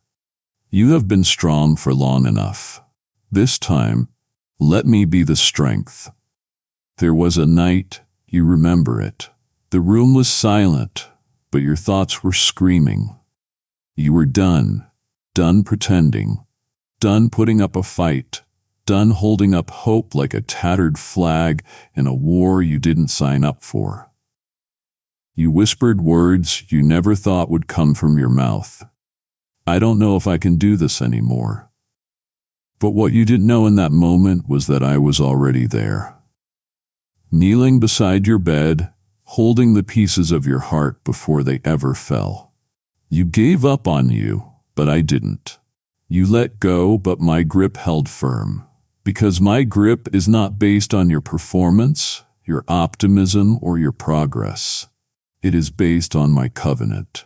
A covenant sealed with blood, carved into eternity, written into the DNA of who you are to me. I didn't choose you when you were strong. I chose you knowing you'd break. And I never planned to let go. You thought giving up meant disqualifying yourself. But in my kingdom, surrender is sacred. It is not a sign of failure. It is the beginning of healing. When you gave up, you gave me access. The end of your striving was the doorway for my sustaining. You said, I'm not enough. And I said, finally, you see what I have always known, that I am enough through you. You were drowning in shame, but I was swimming straight into your depths. I didn't hover above you, waiting for a rescue cry. I dove in. I wrapped you in mercy. I breathed grace into your lungs again. My love isn't shaken by your doubt. My plans aren't canceled by your collapse. I am not the God of conditional love. I am the God who steps into your surrender and says, this is where we begin again. You need to understand my covenant is unbreakable. I didn't sign it in pencil. I sealed it in blood. Not your blood, mine. You didn't earn it, so you can't lose it. Your identity is not built on how many days you stayed strong. It is built on who stayed faithful when you didn't. And I stayed through the worst moments, through the relapses, through the confusion, through the numb silence. I stayed, and I will keep staying because I don't love the version of you that is clean. I love the raw, cracked, unfiltered soul that said, God, I have nothing left. That is the you I died for. That is the you I now live in. So don't fear your fragility. It is the very place my strength wraps itself around you. You may have let go, but look at your life. Look at your breath. Look at the whisper that still reaches for me. That is proof. I never let go, and I never will. What I am doing in your room, I desire to multiply across the earth. There are hearts I want to encounter, atmospheres I long to saturate, but I move through surrendered vessels. You are one of them. Every offering you release is a key, unlocking rooms where depression has sat too long, where silence has numbed the soul, where my voice is needed more than ever. I said, give, and it will be given to you. Pressed down, shaken together, and running over, not just for your sake, but for the sake of those waiting for my word. This is a Kairos moment, a divine chance to turn your yes into someone else's rescue. I am not just calling you to consume, I am calling you to contribute. Give through super thanks, membership, or PayPal right now. Release what is in your hand and watch me pour oil on it. You have been sensing it lately, haven't you? A stirring, a trembling in your soul that you can't quite explain. You feel it when the world grows quiet, when your distractions fall away, when your thoughts finally settle. It is not anxiety, it is anticipation. It is not fear, it is fire. There is something waking up inside of you. And that trembling in your chest, that is not pain. It is prophecy. It is me, shaking the dust off dormant dreams, blowing life back into what you buried. There is something I placed in you before time began. A seed of destiny, a flame of calling, a divine deposit that hell has tried everything to suffocate. But it didn't die. It was sleeping. And now, even as you read these words, resurrection is rising. Your bones are remembering. Your spirit is stirring. That discomfort in your soul is not a problem. Type yes. If you are ready for the blessings that you are about to receive. And if you believe in Christianity, kindly show your support for our community by contributing super thanks from $50 to $100. It is proof.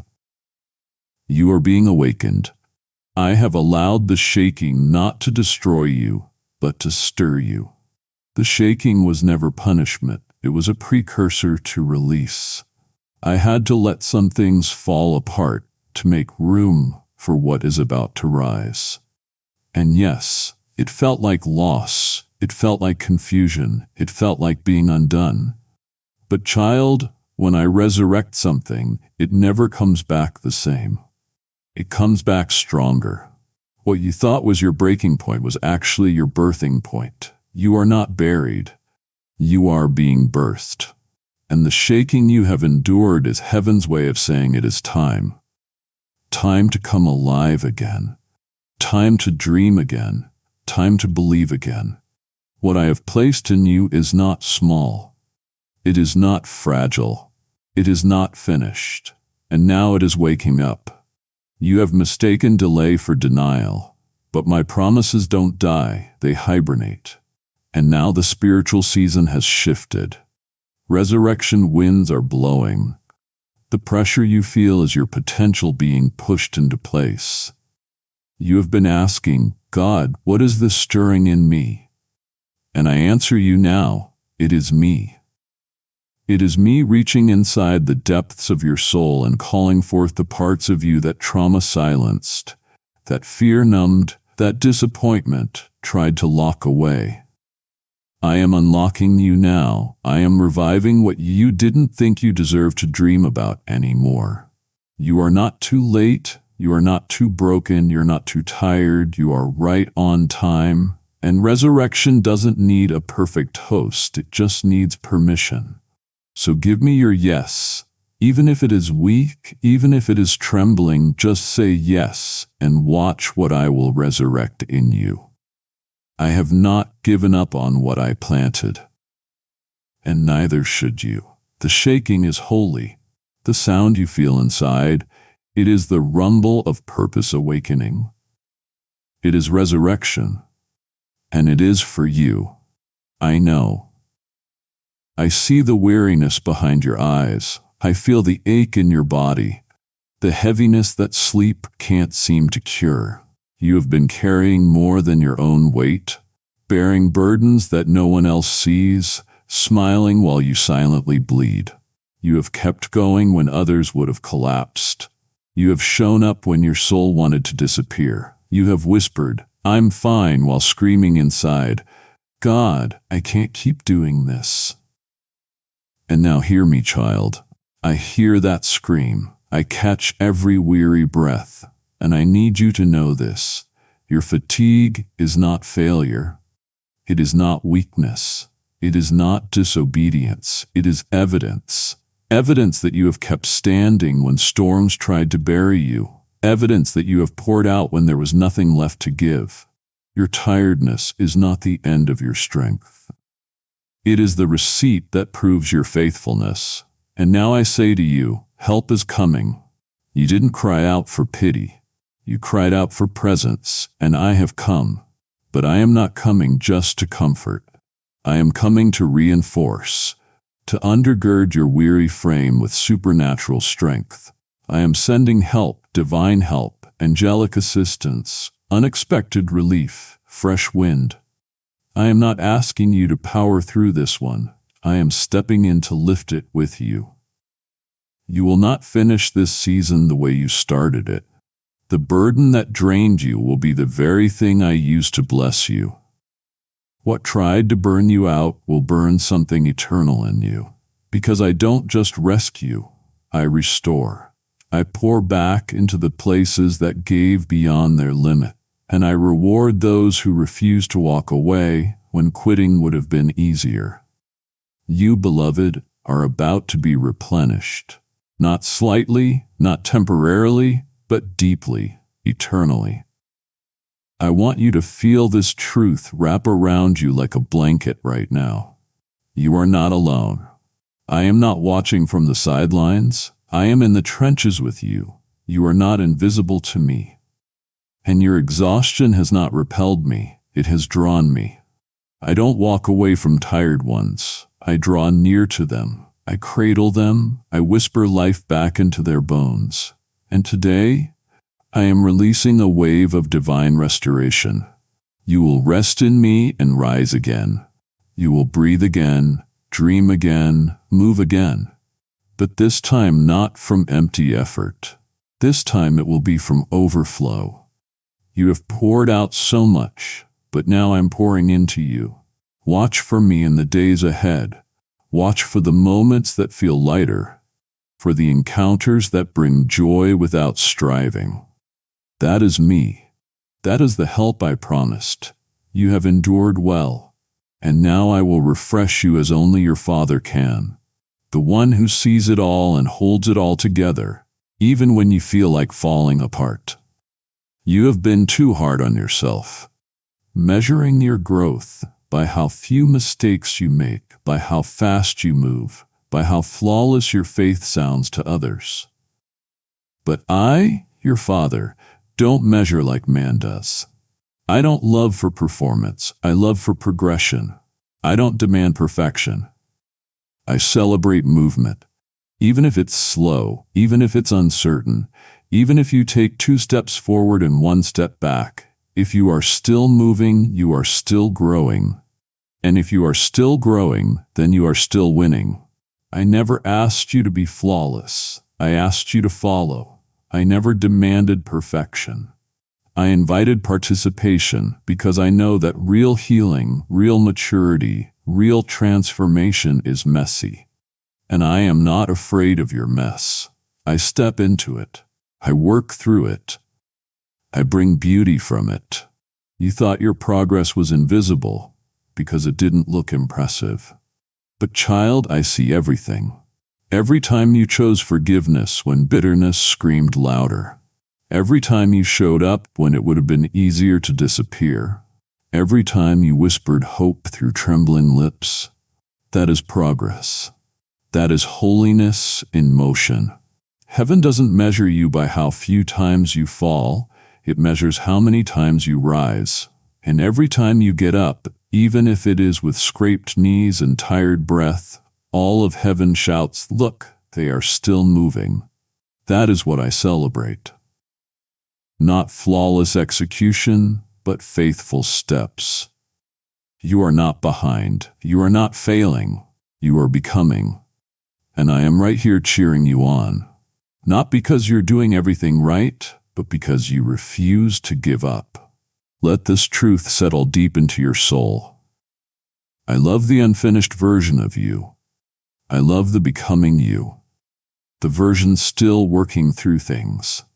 The version still healing, still questioning, still pressing forward. You are not a disappointment. You are my delight. You are not disqualified by your weakness. You are qualified by your pursuit. And I am walking with you every step, guiding, strengthening, covering you in grace upon grace.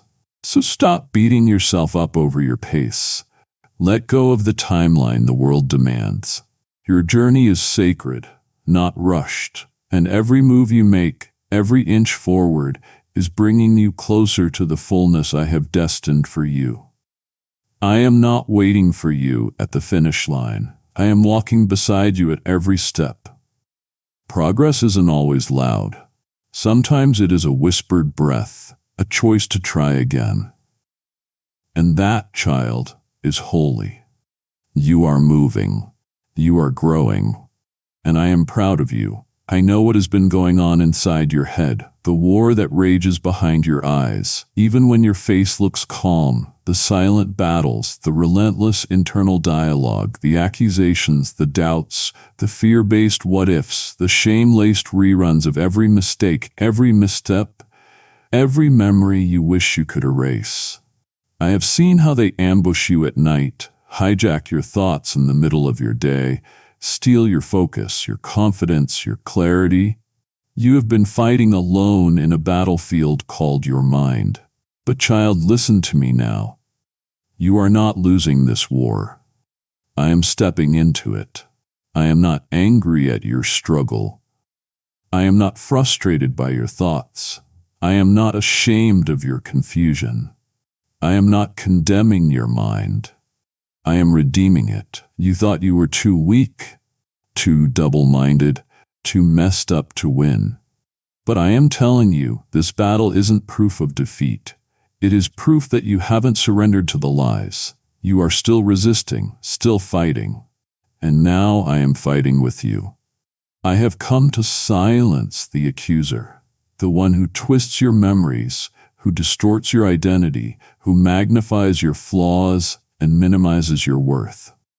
I have come to speak louder than the lies, not just to cast them out, but to heal the places they latched onto, because I don't just rebuke the enemy. I restore the territory.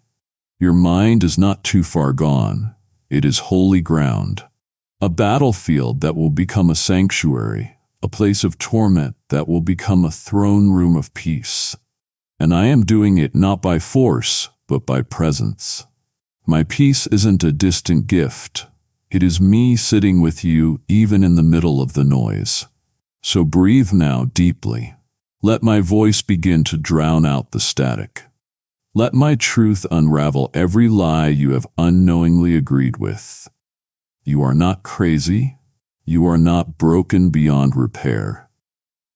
You are not doomed to struggle forever. You are being delivered not through a dramatic show, but through consistent encounters with me. Every time you let me speak into your thoughts, every time you turn your face toward me in the middle of the storm, every time you say, Lord, I don't know how to think anymore, but I trust you. That is warfare. And I am responding to that trust right now. I am laying my hand on your mind. I am releasing clarity. I am untangling the knots.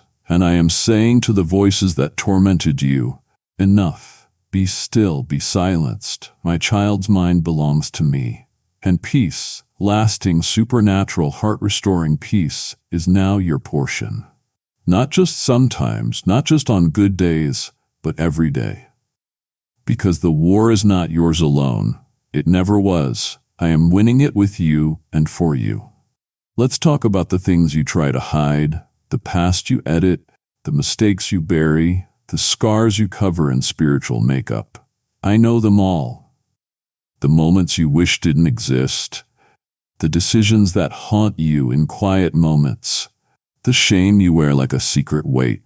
You have believed that those things disqualify you, that your mistakes canceled your anointing, that your past tainted your purity. But hear me now. I am your God, and I tell no lies. What you thought disqualified you is the very thing I am using to qualify you. The scar is not your shame. The scar is your sermon. It speaks of survival, of resilience, of redemption. The fact that you are still here is proof of my mercy. That is the evidence that grace did what guilt could never do. Redeem you. You think your story makes you less holy, but I say your story is what makes you real. And I only anoint the real version of you, not the filtered one, not the polished one, not the version you perform for others. I anoint the raw version, the one who walks with a limp, the one who has been through hell but still dares to pray, the one who failed but fell forward into me. That is the you I am using, not despite your scars, but because of them.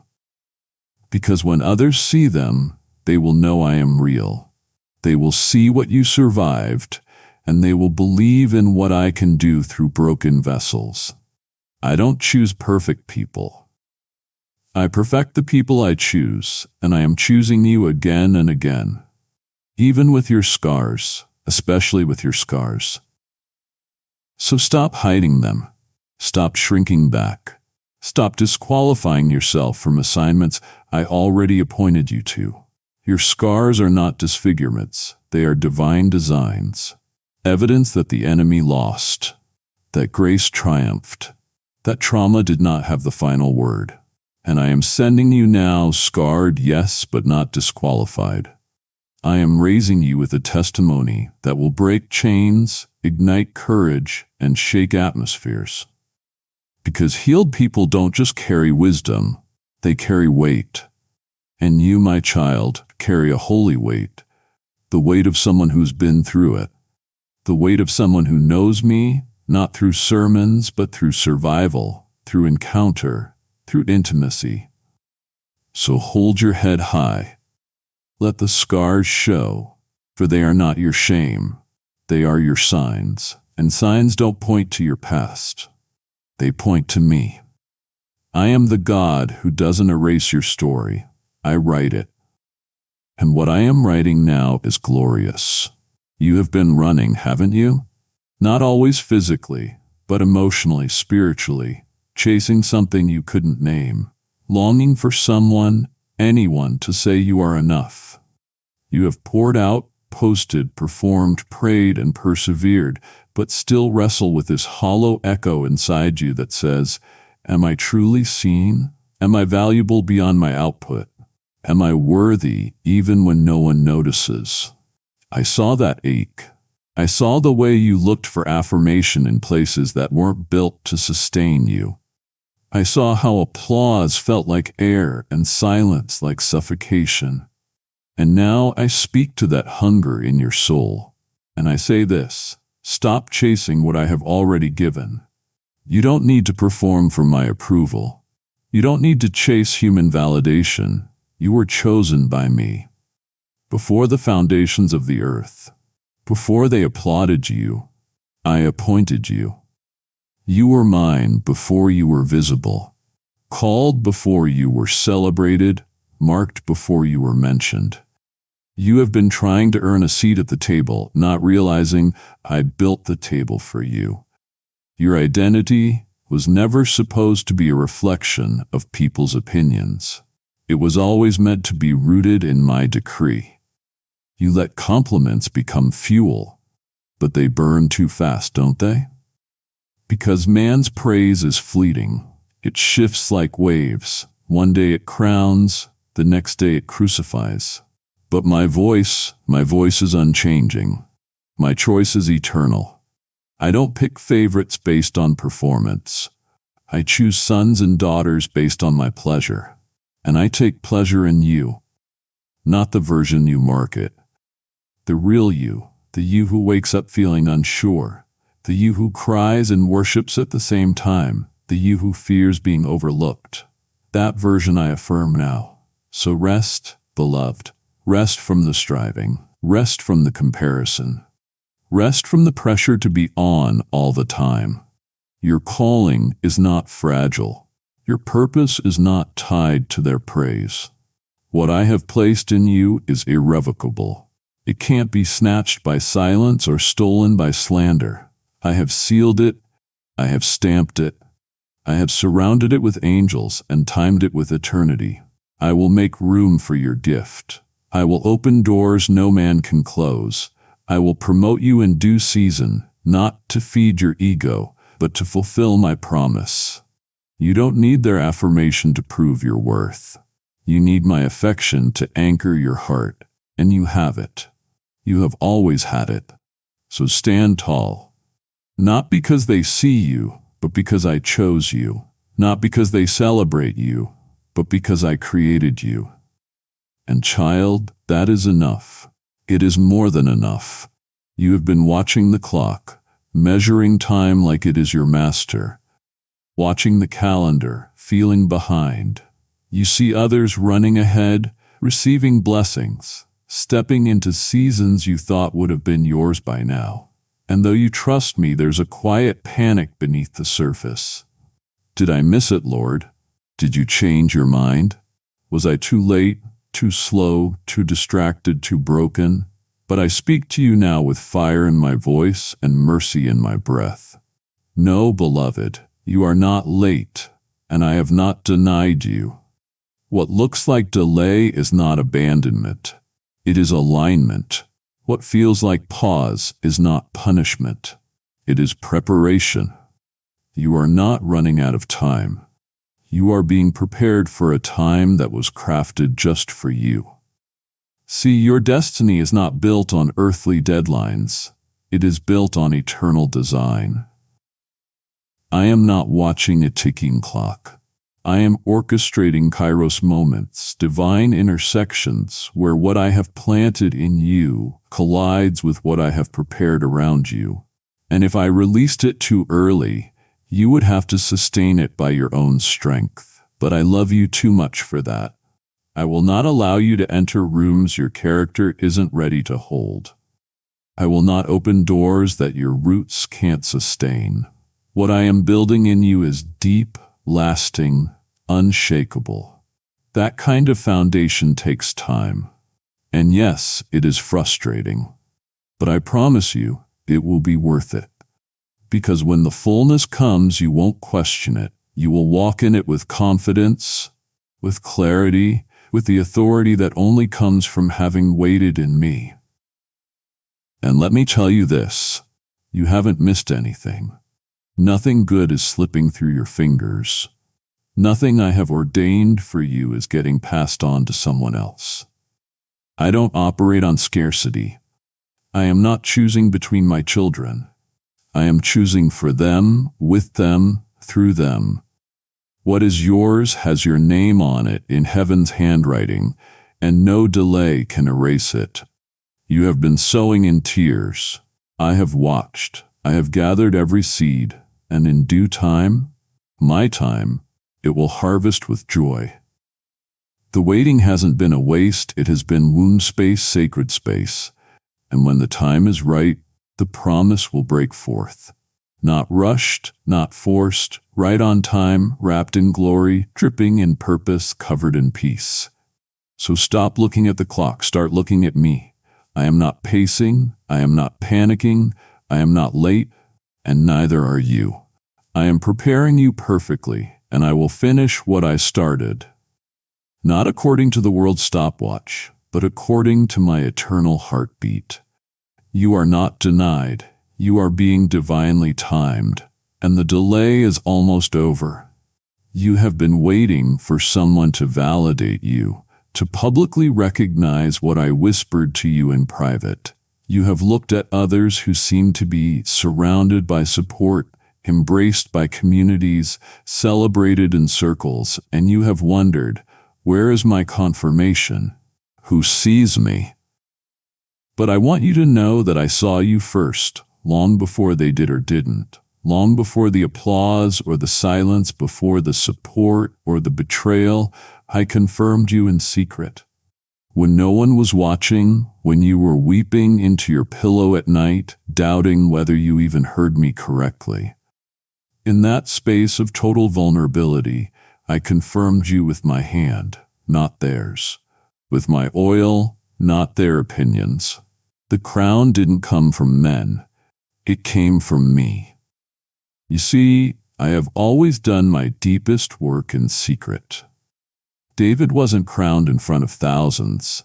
He was anointed among his brothers, some of whom laughed, some of whom doubted.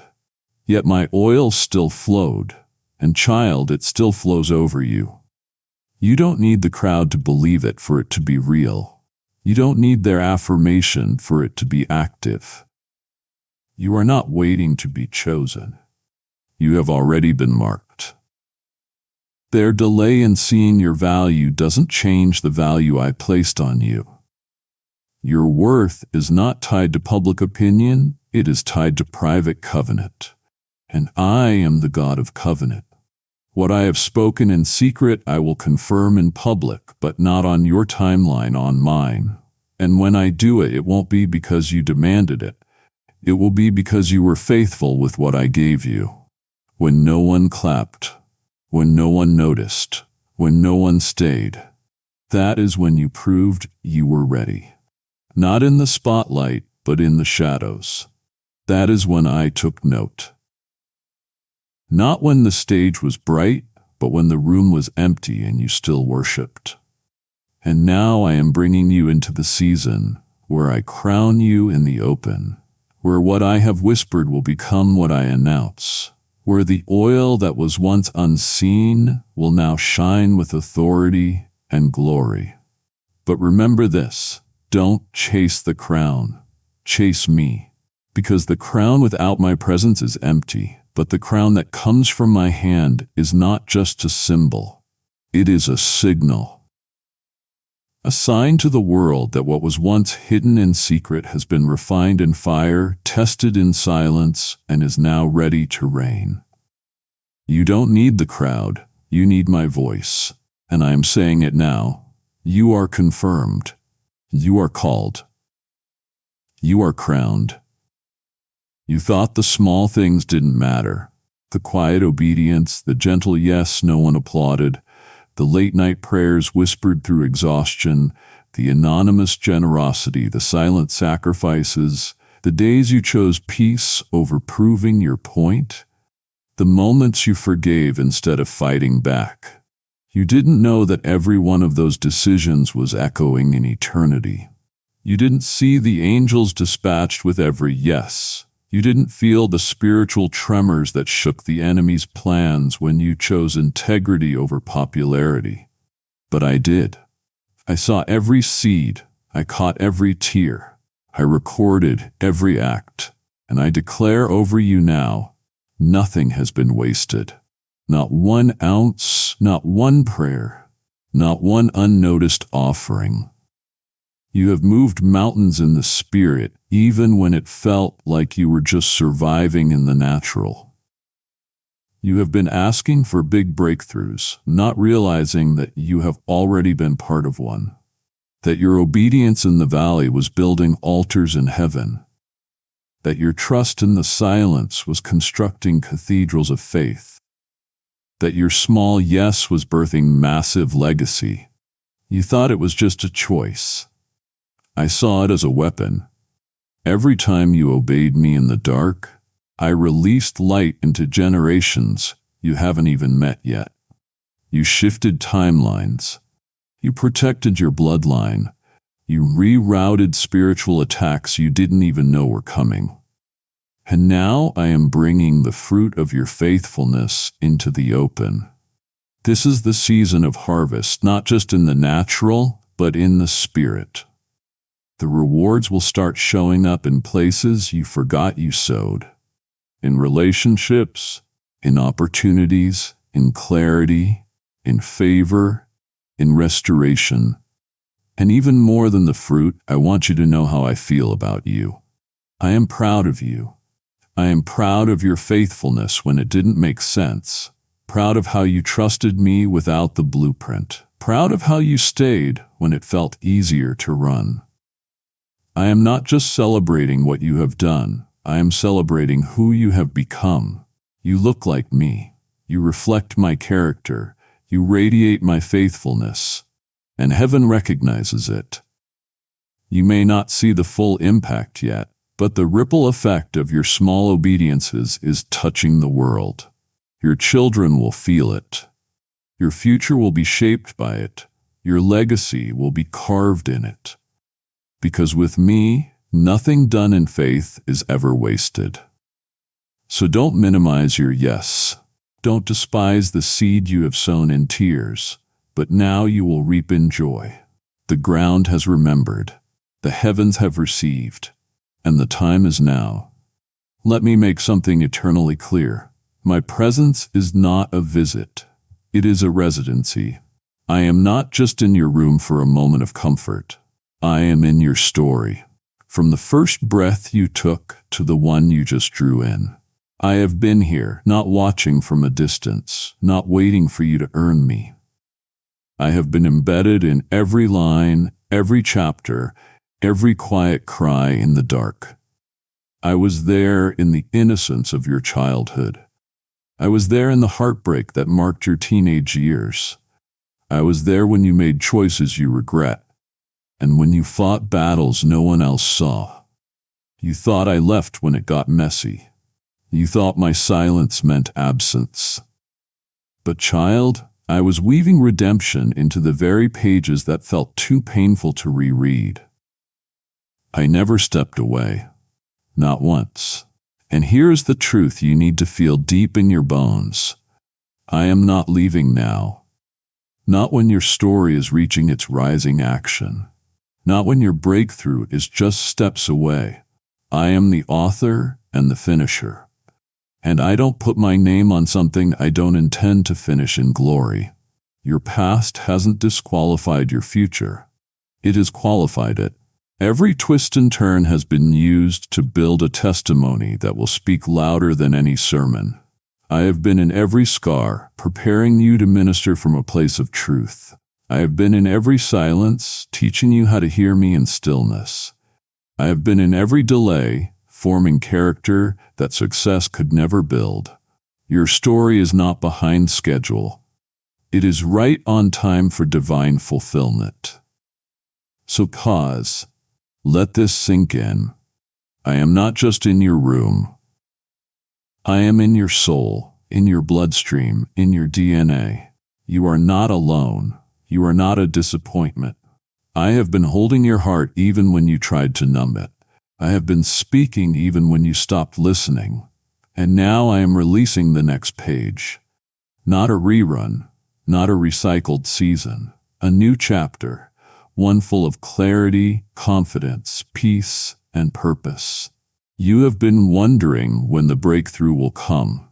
But the truth is, I am your breakthrough, and I am already here. So let's walk forward hand in hand.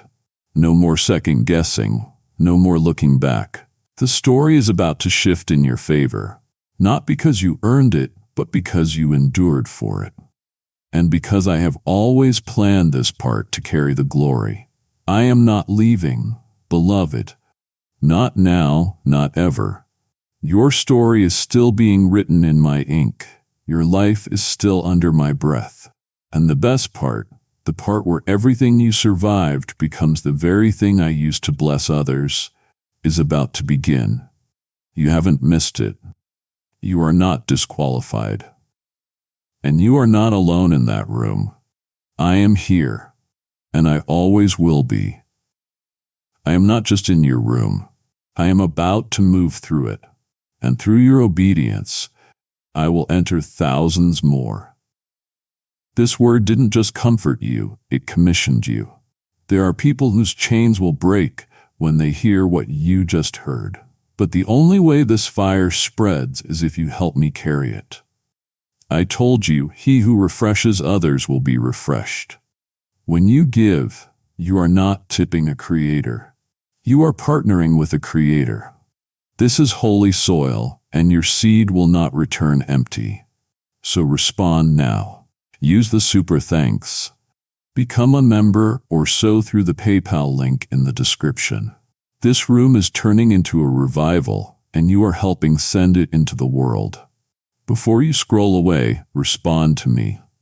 Let this be the moment you declare, "You are in my room, God, and I welcome you to take over." Type it. Say it. Mark this encounter with your own voice. Don't let this be another word you hear and forget. Let it be the one you echo.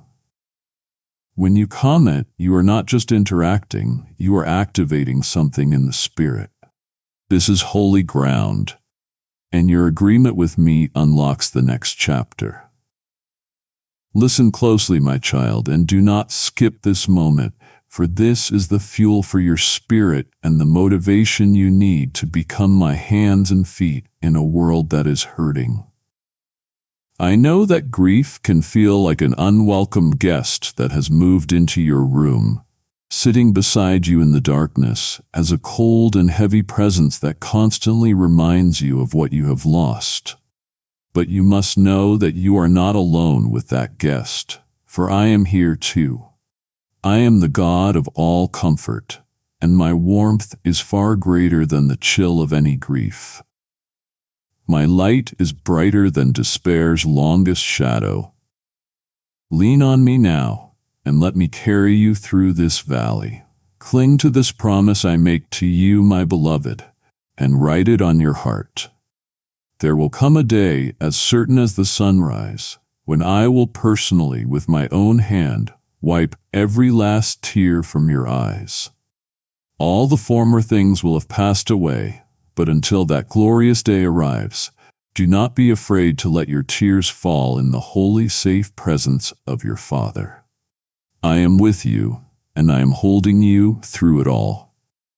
I have counted your hidden tears and felt the weight of your unseen burdens in my own hands. Do not turn from me now in this sacred moment of healing, for to close your heart at this point would grieve me deeply. It is like telling a father who has rushed to your side that his comfort is not wanted. Let me finish the good work I have started in you. Just as I am present in your deepest sorrows, I am equally present in your purest joys. My heart delights in you, my child, and nothing is more beautiful to me than the sound of your laughter filling this room. I rejoice with you when a happy memory uninvited floats into your mind and brings a sudden, secret smile to your face. You may think you are alone in that moment, but I am there smiling with you. That little flicker of joy is a gift I send you, a gentle reminder of the goodness and grace I have woven throughout the tapestry of your life. I am present in the sound of your heartfelt laughter as it rings out while you talk with a friend on the phone. That human connection, that shared moment of humor and understanding, I am the author of that. I designed you for community, for friendship, for the delight that is doubled when it is shared. I hear the soft chuckle that escapes your lips as you read a chapter in a book or watch something that brings you a moment of simple, uncomplicated joy. Never believe that these small, quiet pleasures are insignificant to me. I am the creator of all good things, from the most profound spiritual ecstasy to the simple joy of a good story. I delight in seeing you enjoy the beautiful world and the good gifts I have given you. In fact, I cherish those rare and precious moments of pure, unburdened happiness you sometimes find in this space, when for a blessed moment the worries of your life recede, the past loses its sting, and the future holds no fear. In that moment of pure, light-hearted joy, you are experiencing your truest self, the self I created you to be, unburdened and free. That feeling is a foretaste of heaven. It is a glimpse of the eternal reality I have prepared for you, a reality where joy is the very air you breathe and peace is the ground beneath your feet. Hold on to those moments, my beloved. They are not just fleeting feelings. They are promises of what is to come. Know this, my child, and let it sink deep into your spirit. Your joy is a powerful act of worship. It is a beautiful hymn that rises to my throne. When you choose joy in a world so often filled with sorrow, you are making a profound statement of faith. You are declaring that you trust me, that you believe in my goodness despite your circumstances. Your laughter is an act of holy defiance against the forces of despair and darkness. It is a weapon that pushes back the shadows. To the world, it is just a sound. but to me, your laughter is the sweetest and most beautiful music. So laugh, my child. Laugh freely and often. Fill this room with the sound of your joy and know that your Father in heaven is listening and rejoicing with you. I see you there, under the soft glow of the lamp with the papers spread across your desk. I see the to-do lists, the calendars marked with deadlines, the goals you have so carefully written down. I see the ambition burning in your heart, that fire to build, to create, to improve, to provide for those you love. Do not ever think that fire is wrong, my child. I am the one who placed it there. A desire to bring order from chaos, to make something beautiful and lasting, is a reflection of my own creative heart. I see your hopes and dreams laid out in ink and pixels, a blueprint for the future you long to construct. You pore over these plans in solitude, believing you are the sole architect of your life, that success or failure rests entirely on your shoulders. You carry the weight of this construction, and it is a heavy, lonely burden. But I am standing right beside you. I am the master builder, the one who laid the foundations of the earth, and I long for you to turn and hand me those blueprints. You have been asking me to bless the plans you have already made, to rubber stamp the designs you have finalized on your own. But I am inviting you into a deeper partnership. Do not wait until the end to ask for my blessing. Invite me in at the very beginning. Let us dream together. Let us plan together. Let your first step in any new venture be to ask, Father, what shall we build here? I also see what lies in the margins of your plans, the invisible words written in the ink of fear. Lurking beneath your ambition is the paralyzing question. What if I fail? What if I invest everything and it all falls apart? What if I'm not smart enough, strong enough, or good enough to see this through? This fear is a thief. It whispers that it is safer to build small, to dream less, to risk nothing. It tempts you to shrink back from the very greatness that I have called you to. But you must understand my definition of success and failure.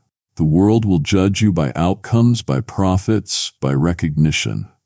I do not. In my kingdom, the only true failure is the failure to trust me. The only misstep is the one you take without my hand.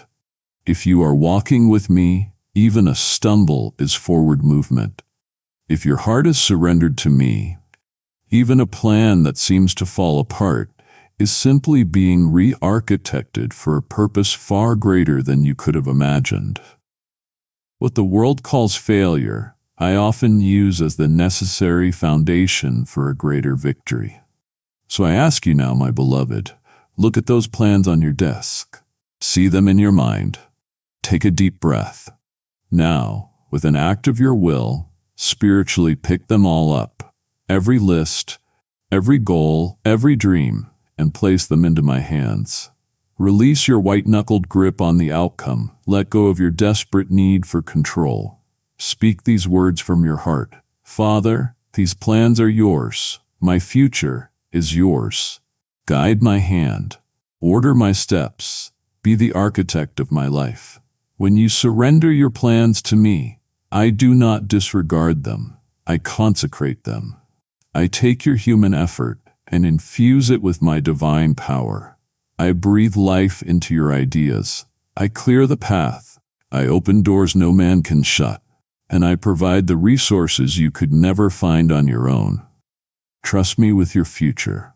Surrender your plans to me, and I will establish every step you take. My gaze now falls upon an object in your room that holds more power, more promise, and more life than anything else you possess. It sits on your nightstand or your shelf, perhaps with other books. Its spine might be unbroken, its pages still crisp, a thin layer of dust gently settling on its cover. My child, That book is my love letter to you, penned over centuries, inspired by my own spirit, preserved through generations, all so that it could find its way into this room. Type yes if you are ready for the blessings that you are about to receive. And if you believe in Christianity, kindly show your support for our community by contributing super thanks from $50 to $100 into your hands. And yet, it remains unopened. You spend hours searching for answers elsewhere. You scroll endlessly on your phone, hoping for a quote, a video, an article that will bring you a moment of clarity or a spark of hope. You listen to the voices of experts, friends, and influencers, hungry for a word of wisdom to guide your way. All the while, the creator of the universe is speaking.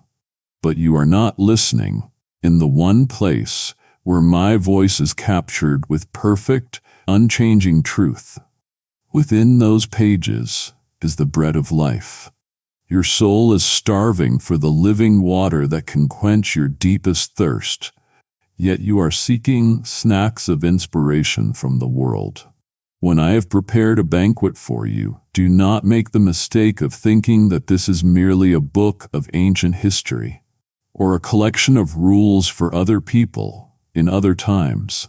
It is alive, it is active, and it is deeply, profoundly personal. It is filled with promises that I have made with your name on them. There are promises of peace for your anxious heart, promises of strength for your weary spirit, promises of guidance for your confused mind.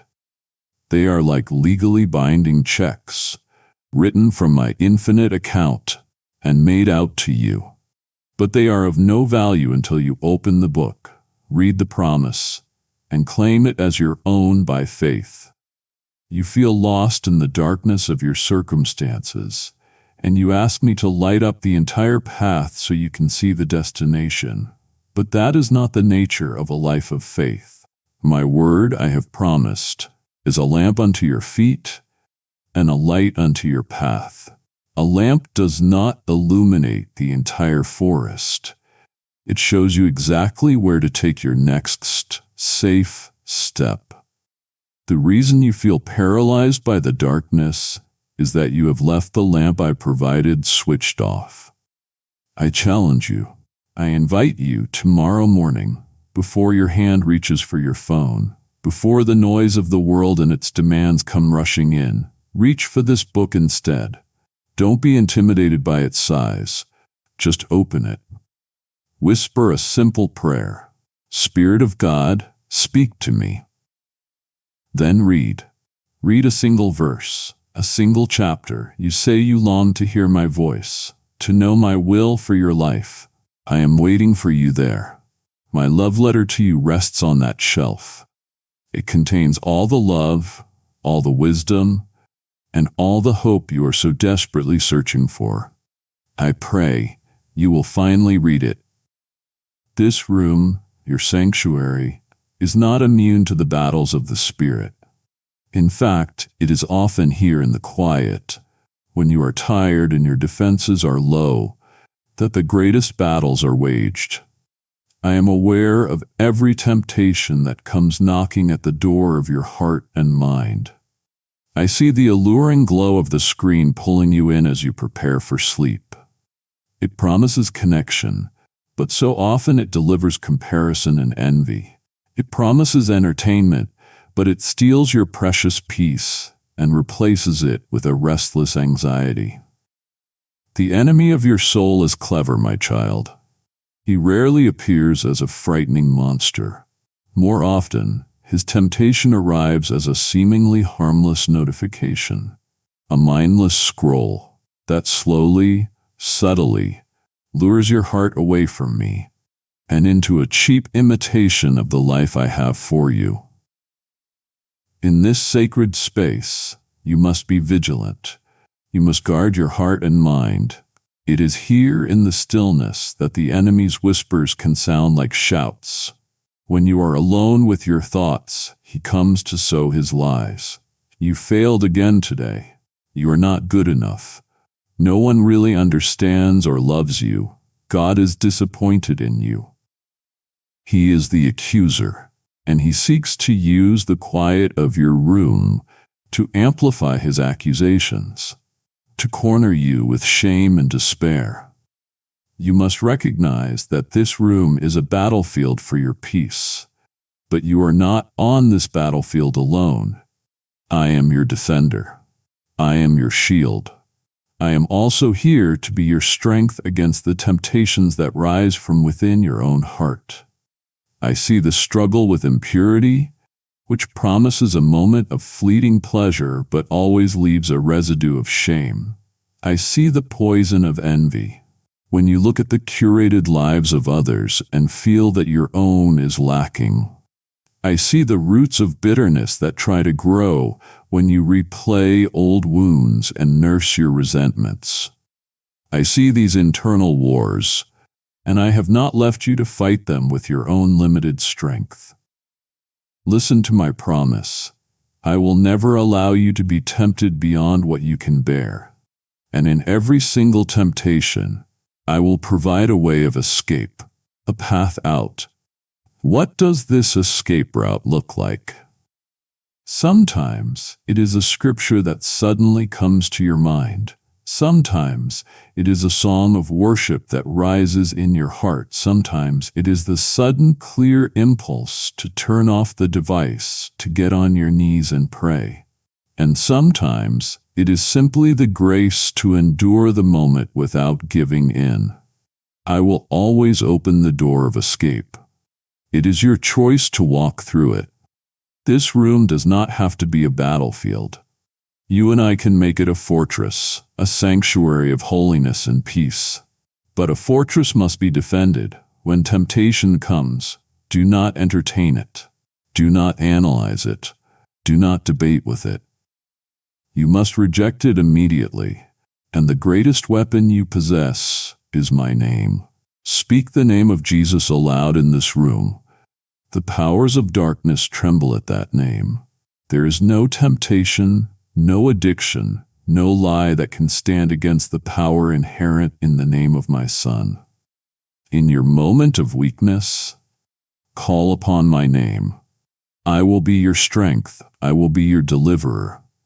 I will be your victory. The world sees the person you present to it. They see the carefully constructed version of you, the competent employee, the caring friend, the composed individual. They judge you by your public successes and your visible failures. But I, my child, I see all of it, and what I cherish most is the person you are right here in this room, when no one else is watching. It is in this private space that your true character is forged and revealed. I see the small, unseen victories that no one else will ever applaud. I see you fighting the battle to get out of bed in the morning to spend a few moments in prayer. When your weary body begs for more sleep, I see you choosing the path of discipline, turning away from that easy indulgence. I see you wrestling with your thoughts, choosing to cast down a negative or critical thought and replace it with truth. These hidden moments, these tiny triumphs of the will, are not small to me. They are the bedrock of a holy life, and they are beautiful in my sight. I also see your private acts of kindness, the ones for which you will receive no credit on this earth.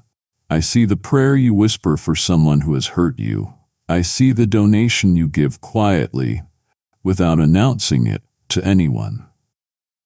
I see the text message of encouragement you send to a friend, not out of obligation, but out of a genuine movement of your heart.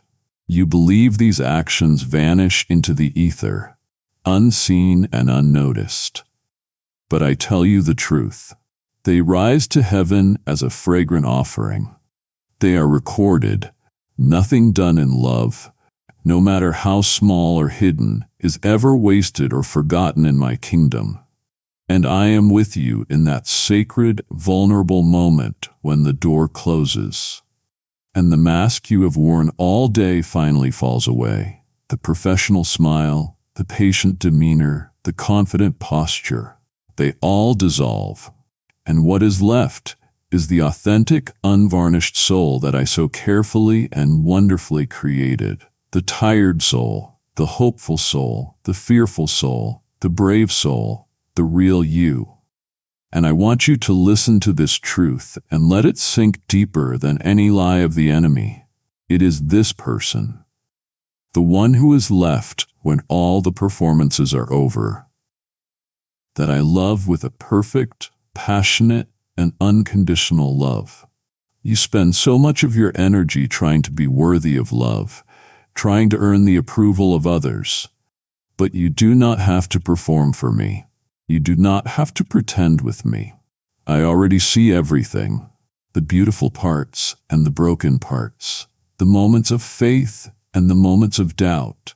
And I love you. I love the real you. Your worth is not in the masks you wear. Your worth was sealed on a cross. Your integrity is not truly measured in the public square when others are watching. It is measured here, in the solitude of this room. The choice to be kind when no one is there to praise you. The choice to be honest when a lie would be easier. The choice to pursue holiness when no one would know the difference. That is what I see. That integrity in solitude is the purest form of worship. It shows me that you love me for who I am, not just for what I can give you. And it is the most beautiful sight in all of my creation.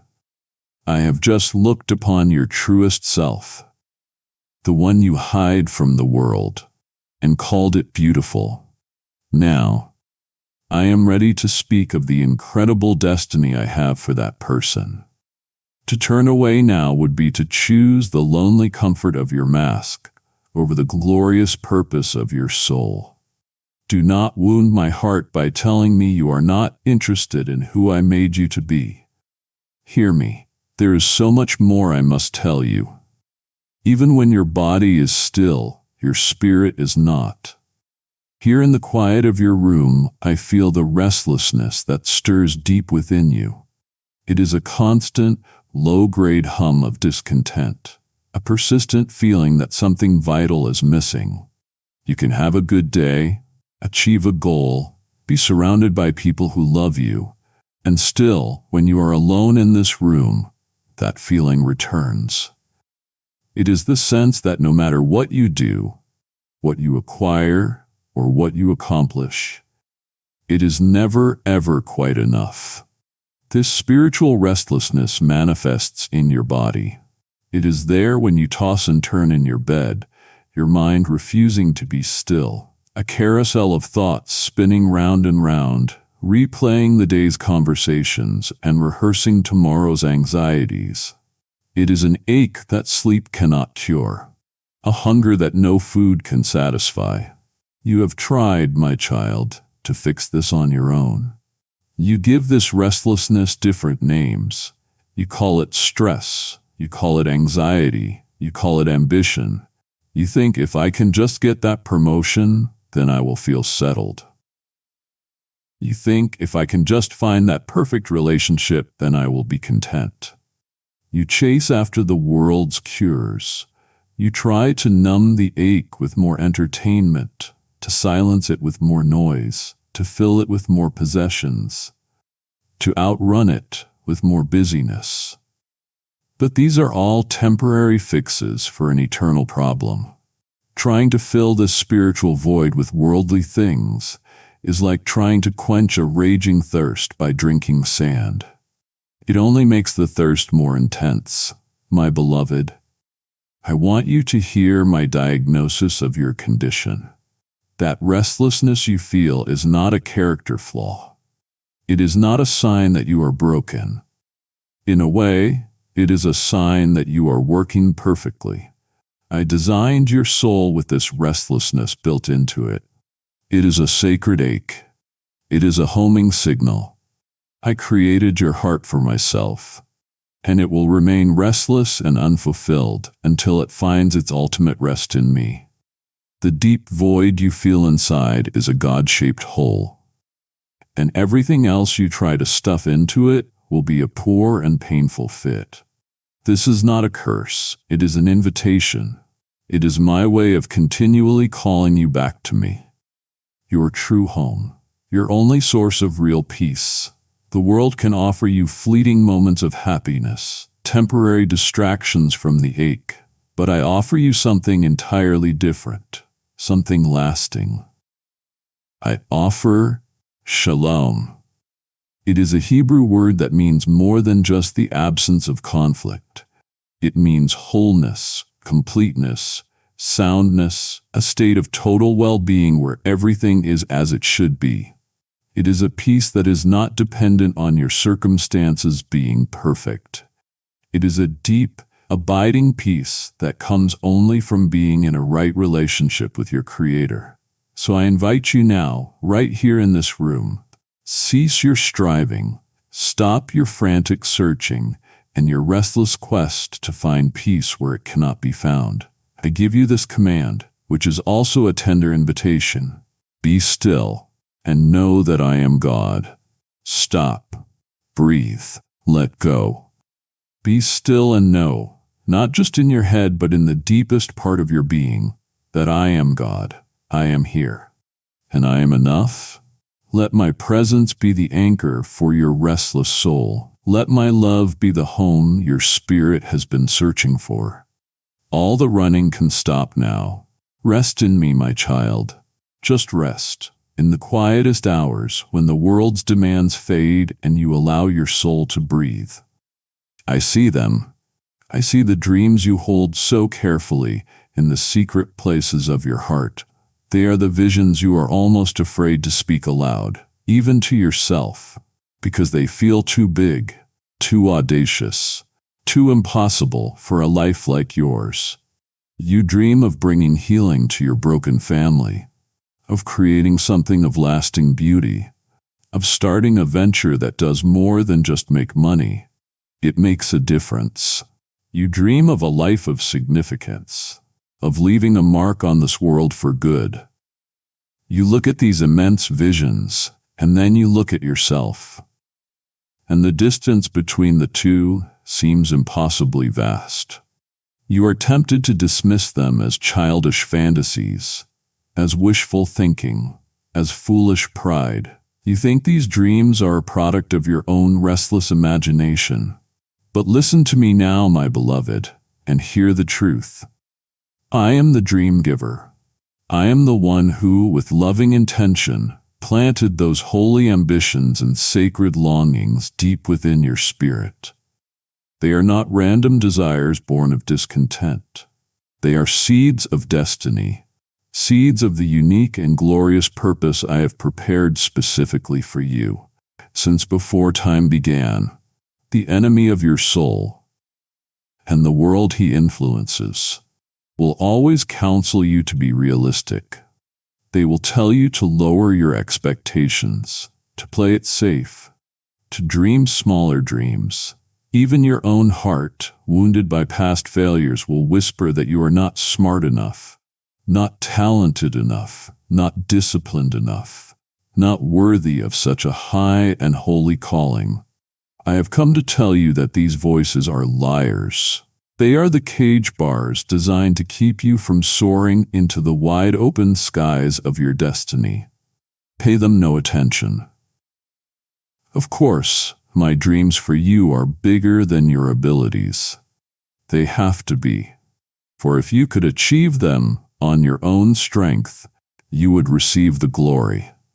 But they are designed to be accomplished by my limitless power flowing through your surrendered life, so that I alone receive the glory. Your feeling of inadequacy is not a sign that the dream is wrong. It is a sign that you must depend on me to bring it to pass. Do not look at these visions as mere daydreams you indulge in to escape reality. They are not. They are divine invitations. They are my hand reaching out from heaven into your room, beckoning you to get up and walk with me into a new territory of faith. Each dream is a call to a deeper trust, a more radical dependence on my power. It is an invitation to partner with me in bringing a piece of heaven to earth. You look at the breathtaking mountain of this dream, and then you look at your own empty hands and you ask, how? It is the right question, but you are asking the wrong person. Do not ask it of yourself. Ask it of me. For I am the God who equips those whom I call. I do not call those who are already equipped. Let that sink into your spirit. Whatever this dream requires, the provision, the wisdom, the divine connections, the supernatural courage, the open doors, I will provide it, step by step, at exactly the right time. Your task is not to have the entire plan figured out. Your task is simply to say yes to my invitation. So what do you do with these sacred dreams I have entrusted to you? You treat them as a tender gardener treats a precious seed. You nurture them. You protect them from the harsh, cynical winds of the world's doubt. You water them daily with the truth of my promises from my word. And most importantly, you bring them to me over and over in prayer.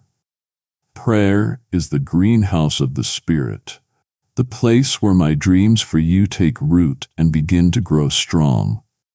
As you lay these dreams before me, I will show you the next small, faithful step to take. Do not despise the day of small beginnings. The mightiest redwood tree began as a seed no bigger than your fingertip. Trust me with the dreams I have entrusted to you. They are not a burden to crush you, but a calling to elevate you. My child, just as I have planted these sacred dreams within your heart, my own heart dreams of reaching my other children who sit alone in their rooms, convinced they are forgotten. If you feel a stirring to partner with me in this great work of awakening souls, know that this is my direct invitation to you. Your giving becomes a seed of light, a drop of living water sent to a soul dying of thirst in a lonely room somewhere in the world. I declare over you the promise I made, give and it will be given to you. A good measure pressed down, shaken together, and running over will be poured into your lap. For every seed you sow to expand my voice, I will command a supernatural harvest of favor and resources over your own life and dreams. This is a divine appointment to turn your gratitude into a powerful act of worship. Do not delay this holy impulse. Sow your seed of faith now through Super Thanks membership or the PayPal link below, and watch as I open the windows of heaven over you. The world sees the person you have become, but I see the journey that has shaped you, and I see the wounds you have sustained along the way. In the solitude of this room, when there is no one to perform for, the pain from those old wounds can surface. I see the invisible scars that crisscross your heart, and I know the story behind every single one. You have become a master at hiding them, at building impressive walls around the most broken places in your soul, convinced that you must project an image of strength. But I see the jagged scar left by that deep betrayal, the wound that taught you not to trust.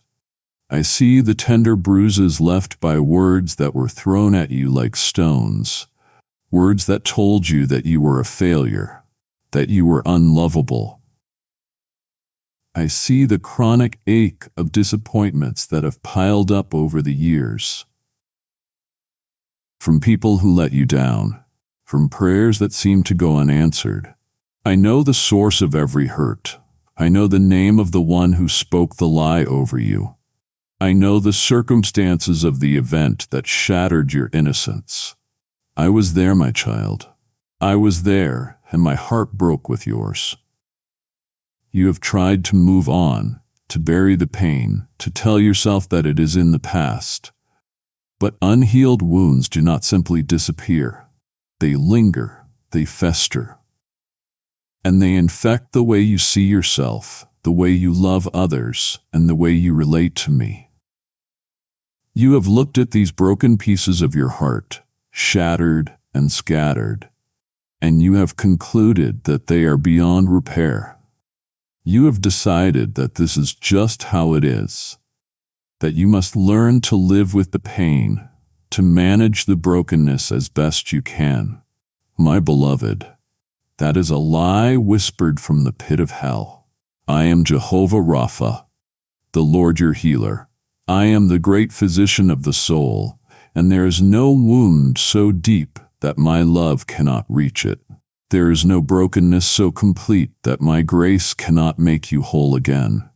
In fact, my specialty is taking the most shattered lives and rebuilding them into something more beautiful and more resilient than they were before. A testament to my redeeming power. The world's healing is superficial, but my healing goes to the very root. How do I heal? It is not always with a sudden magical wave of a hand that erases the memory. True and deep healing begins when you finally stop hiding your wounds from me. It begins when you invite me into those painful memories, allowing me to stand with you in them. It happens as my presence becomes a soothing balm on those raw, inflamed places in your spirit. My love washes over the wound, not to numb it, but to cleanse it of all its bitterness, its infection of unforgiveness, and its poison of shame. You do not have to carry the weight of your past into another single day of your future. It is a toxic, heavy burden, and I never, ever intended for you to bear it. Right now, in the sacred safety of this room, I am inviting you to make a choice. Will you continue to identify with your wounds? Will you continue to allow your past pain to define your present reality and your future potential? Or will you, with a courageous act of faith, place all of it into my hands? Let me have the pain. Let me have the anger. Let me have the resentment. Let me carry it all to the cross, the place where every wounded human history finds its ultimate and final healing. I promise you, if you will open up these guarded, wounded places to my light, I will begin the divine process of making you whole. I will not just patch you up, I will give you a new heart. The scars may remain, but they will no longer be sources of shame and pain. Instead, they will become powerful testimonies of your resilience and of my incredible restorative grace. The healing can begin tonight. Just let me in. I see you, my child. Your face is illuminated by the pale, cold light of a screen. Your thumb in constant motion, flicking, scrolling, swiping. And with each new image, each curated story, I feel the subtle shift in your spirit. I watch as a thief, silent and cunning, slips into your heart. You see their promotion, their beautiful family, their exotic vacation, their creative success, their seemingly flawless life, and instantly the accuser begins to whisper his venomous lies into your ear. See, your life is so small. Your accomplishments are insignificant. You are falling behind. You will never measure up. I see how this toxic game of comparison steals the peace I have given you, how it suffocates your gratitude, and how it crushes your spirit under a weight of manufactured inadequacy. You are comparing your unique, divinely authored story to someone else's highlight reel, and it is a battle you can never, ever win. Why, my child, would you want to be a cheap copy of someone else, when I created you to be a priceless, one-of-a-kind masterpiece? I poured all of my creative genius into forming you. Type yes if you are ready for the blessings that you are about to receive. And if you believe in Christianity, kindly show your support for our community by contributing super thanks from $50 to $100. I gifted you with your own specific blend of talents, your own particular personality, your own unique story, your own divine purpose on this earth. When you compare yourself to another, you are inadvertently insulting my craftsmanship. You are looking at the beautiful, unique vessel I have made and saying to me, "This is not good enough. I wish you had made me more like them." It wounds my heart not because I am offended, but because I see how much pain this self-rejection causes you. Comparison is one of the enemy's most effective and insidious weapons. It is the thief of joy. It robs you of gratitude for the abundant blessings in your own life by laser focusing your attention on what you perceive you lack. It blinds you to the beauty and significance of your own path. It is a cruel and pointless game, a treadmill of discontent that will exhaust your soul. For there will always be someone who appears to have more, and always someone who appears to have less. It is a distraction from your true calling. When you look in the mirror in this room, what do you truly see? Have you trained your eyes to see only your flaws as defined by the ever-shifting, impossible standards of the world? Do you see the wrinkles, the gray hairs, the ways your body has changed, the things you wish were different? I am commanding you with all the love in my heart to look again. Look deeper. Ask me to give you my eyes. Look past the superficial surface and see what I see, a stunning reflection of my own divine image. You were fearfully and wonderfully made by the hands of God. When you criticize and despise your appearance, your personality, or your gifts, you are unknowingly despising my beautiful handiwork. Your worth, my beloved, is not determined by the number on a scale, the likes on a post, or the balance in a bank account. Those are the flimsy, fraudulent currencies of a temporary world. Your true, unchanging, eternal worth was established once and for all by the price that was paid for you. The price was not gold or silver. It was the precious, perfect blood of my own Son. That is your price tag. That is your value. You are loved enough to die for. Let that truth be the mirror in which you see yourself. So I command you, my precious one, close your eyes to the endless, deceptive parade of the world's curated perfection. Unfollow the voices that feed your insecurity. In the quiet of this room, log off from the toxic world of comparison and log into the healing reality of my presence. Open your eyes to my view of you. See yourself as I see you, chosen, cherished, unique, and infinitely loved. Rest in who I made you to be. Do you feel it, my child? The moment you press play, the very atmosphere in this room shifts. Sound fills the silence, and your spirit responds. A simple melody can reach into the depths of your weariness and lift you up. A soaring harmony can bring tears of a nameless joy to your eyes. I created the universe with a word, with a frequency, with a song. I designed music to be a language that transcends words, a divine medium to communicate the deep things of the heart and spirit. It is a powerful gift, and I am present in the melodies and rhythms that fill your space. When you raise your voice to sing along to a hymn or a song of praise, something far more significant is happening than you realize. It does not matter to me if your voice is perfectly in tune or if you can't remember all the words. In that moment, your spirit is aligning itself with the eternal song of heaven. You are joining with the angelic choirs in declaring my worth. You are pushing back the shadows of anxiety and despair with powerful declarations of truth. Your worship is a weapon. Your praise is your battle cry. and I tell you, it is a sound so beautiful that I bend down from my throne to listen.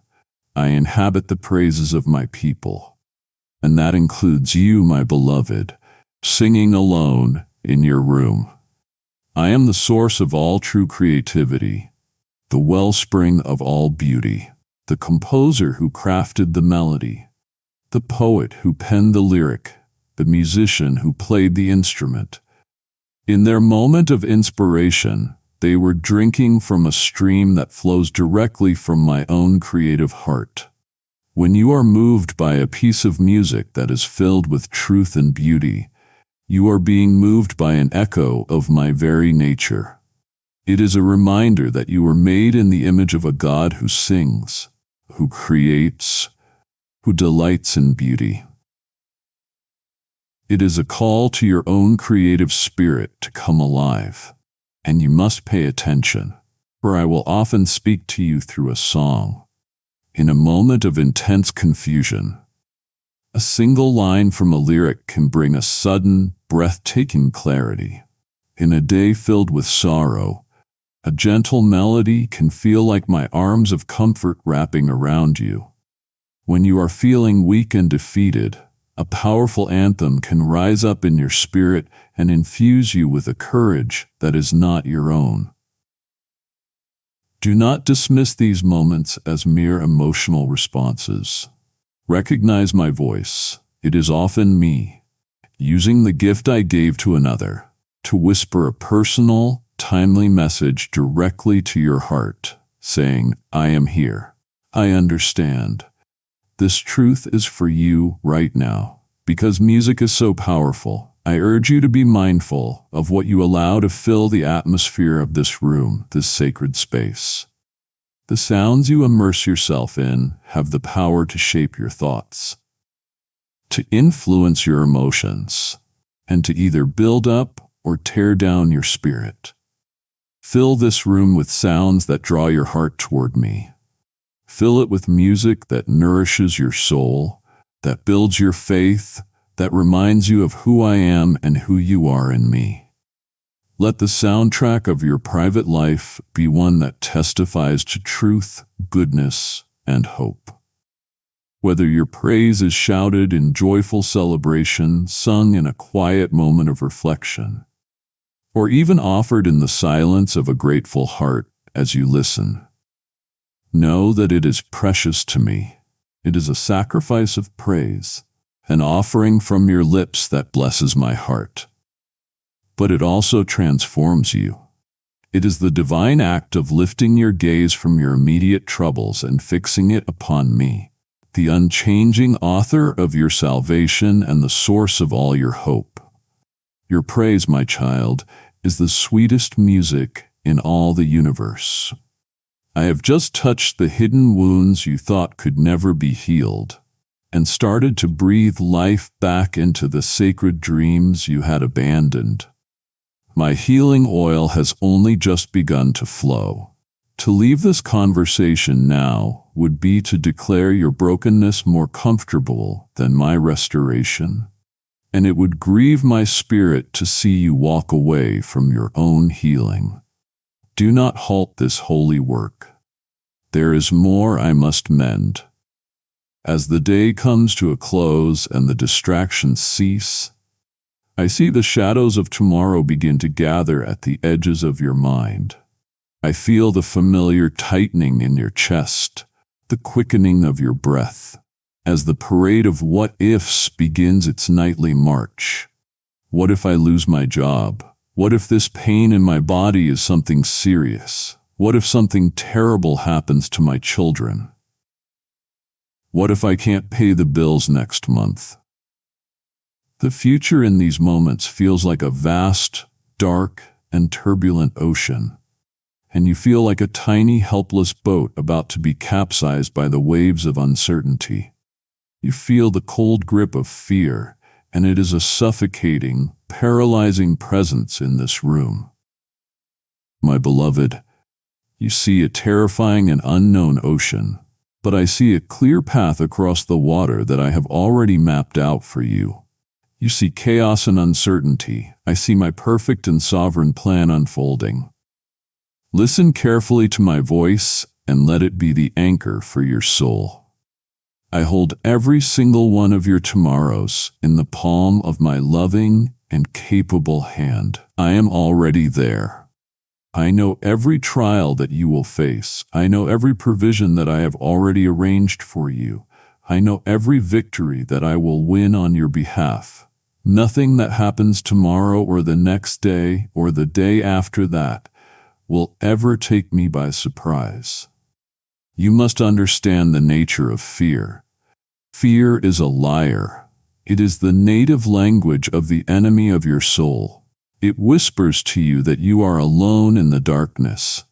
It screams that you are defenseless against the coming storm. It tries to convince you that you will not have the strength, the resources, or the wisdom to face what is coming. It is a lie, and it has only one purpose: to paralyze you. Fear's goal is to keep you so focused on a future you cannot control that you become useless in the present moment you are in. It wants to keep you from stepping into the good works and the abundant life that I have prepared for you today. Do not allow the fear of tomorrow to steal the grace I have given you for this moment. My grace is not provided in monthly installments. It is my daily bread, given to you each morning for the needs of that day. You do not have the grace today for next week's challenges, and you do not need it. Your purpose is not to conquer the hypothetical future. Your purpose is to walk faithfully with me right now. Focus on the single step I am illuminating before you, not the entire staircase that is hidden in the mist. There is a divine antidote to this poison of fear. It is my perfect love. Fear and love are opposing forces. They cannot occupy the same space in your heart at the same time. The reason you feel fear is that in that moment you have forgotten how completely and perfectly you are loved, and how infinitely powerful your protector is. Remind your soul of this truth. I have not given you a spirit of fear, but of power, and of love, and of a sound mind. Let that truth wash over you. Now, inhale my love and exhale your fear. My perfect love does not just diminish fear, it casts it out completely. So in the quiet of this room, I am giving you a choice and an invitation. Will you continue to carry the crushing, exhausting burden of your future on your own shoulders? Or will you trust the one who holds the future in his hands? Hand me your tomorrows. Hand me your anxieties about your finances, your concerns for your family, your worries about your health. When you awaken in the morning, your only task is to trust me for that day. I will be faithful. I will provide. I will be with you. I will never leave you nor forsake you. This is my unbreakable promise to you. Rest in it. I see you, my child, even with your eyes closed. And I see the private torment that often visits you in this room. I watch as the cinema of your mind begins to play its most familiar films, the movies of your mistakes. You see it in vivid detail. The harsh word you spoke that you cannot take back. The selfish choice that wounded someone you love. The moment of weakness where you failed to stand for what was right. You become your own merciless prosecutor, your own judge, and your own jailer, sentencing yourself over and over to a life sentence in the prison of regret. You believe that by punishing yourself, by replaying your failures, you are somehow paying a debt. You whip yourself with guilt, hoping that if you feel bad enough for long enough, you will finally be worthy of moving on. My child, you have misunderstood the very nature of my heart. Lean in close and let this truth dismantle the walls of your prison. The sacrifice of my son on the cross was not a partial payment for your sins. It was not a temporary fix. It was a perfect, complete, final, once-for-all-time payment for every wrong thing you have ever done and every wrong thing you ever will do. His precious blood was more than enough. To continue punishing yourself for what he has already paid for is to unknowingly stand at the foot of the cross and declare, it was not enough. It was. It is. It will forever be enough. The guilt you carry is a heavy, crushing chain around your neck, and I never, ever intended for you to wear it for another second.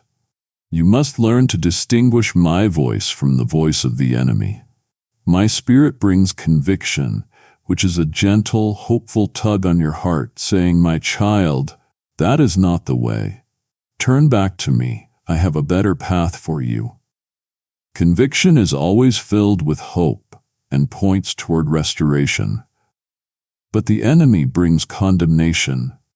It is a hopeless, shaming voice that says, you are a failure. You are irredeemable. You will never change. Condemnation is a lie designed to keep you trapped. The guilt you feel is a burden from him, not a lesson from me. I have come to shatter that chain. To do this, I offer you my grace. What is this grace? It is the most powerful and misunderstood force in the universe.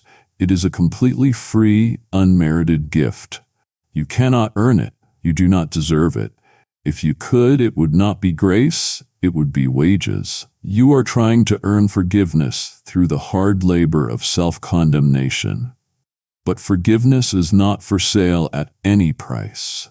It is a gift bought and paid for by the unimaginable suffering of my Son. And I am holding it out to you now, in this very moment. Your only task is to stop striving, to unclench your fists, and to simply receive it. It is as simple and as profoundly life-altering as that. So let us do this together, you and I, right now in this room. Bring to your mind the specific failure that haunts you the most. Do not be afraid. See it clearly now in your spirit. Open your hands with a conscious act of your will. Take that failure, that shame, that regret, and release it. Give it to me. Place it at the foot of the cross and leave it there. Now, with your hands still open, receive my pardon, receive my cleansing, receive my complete and total forgiveness. Feel the weight lifting from your soul. This is not just an emotional exercise. It is a real and binding spiritual transaction. You are no longer defined by your worst moment. You are defined by my Son's greatest moment. Walk out of this room tomorrow, not as a prisoner chained to your past, but as a gloriously free, fully forgiven child of the living God. Your chains are gone. Live like it. I see you when you come into this room and collapse, utterly spent. I see you at the end of a long day, a hard week, a difficult season. When your energy has completely run out, your patience is a distant memory, and your well of creativity has gone dry.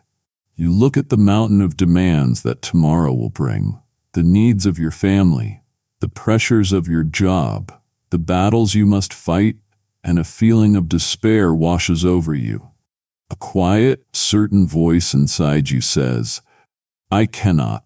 I simply do not have what it takes to do this again.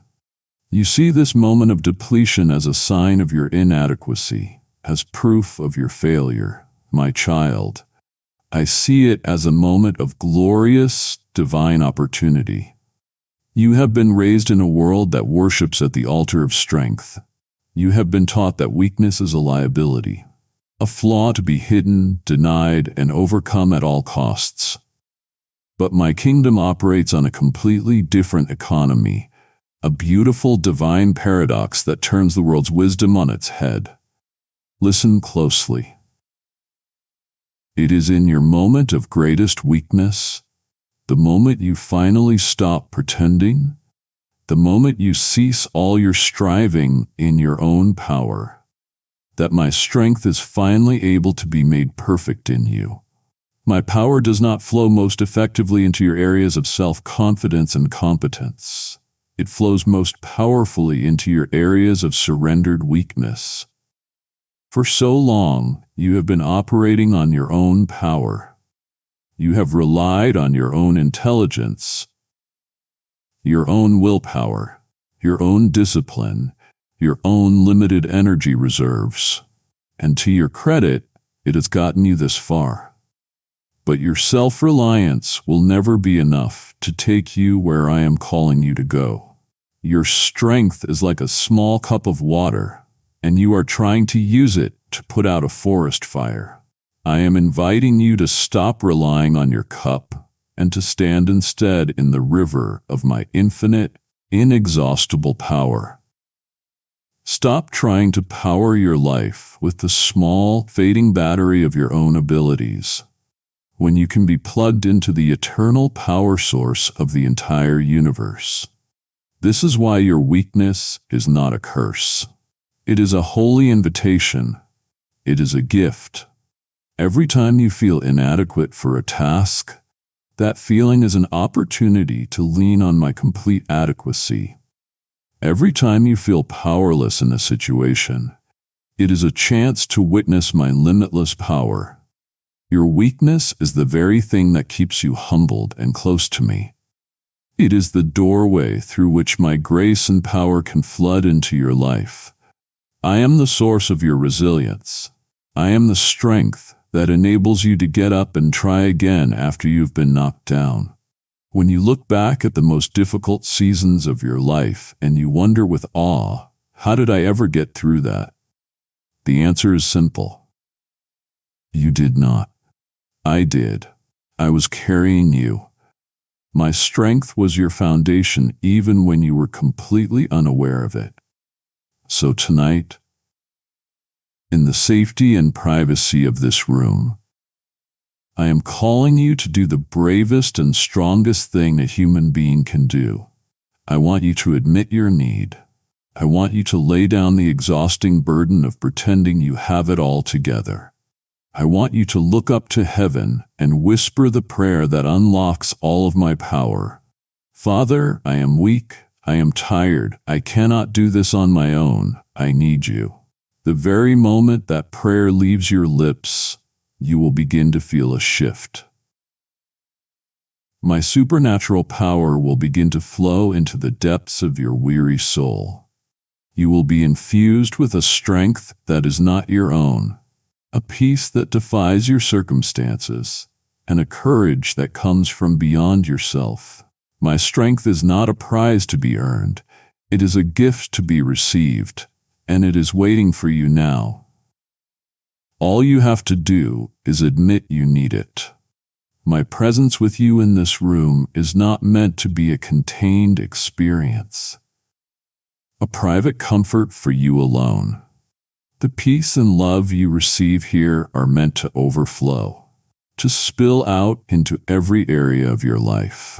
And from this sacred space, my awareness extends into your most important, most intimate, and often most challenging relationships, your family. I am in your home. I hear the tone of your voice when you speak to your spouse, your parent, or your child. I know when the tone is filled with the warmth of love, and when it is sharp with the edge of impatience or frustration. I see your valiant efforts to be patient when you are tired, to be understanding when you have been misunderstood, to love when you feel unloved. I see it all, and I honor your struggle. I designed the family to be a beautiful portrait of my love, a haven of safety and belonging.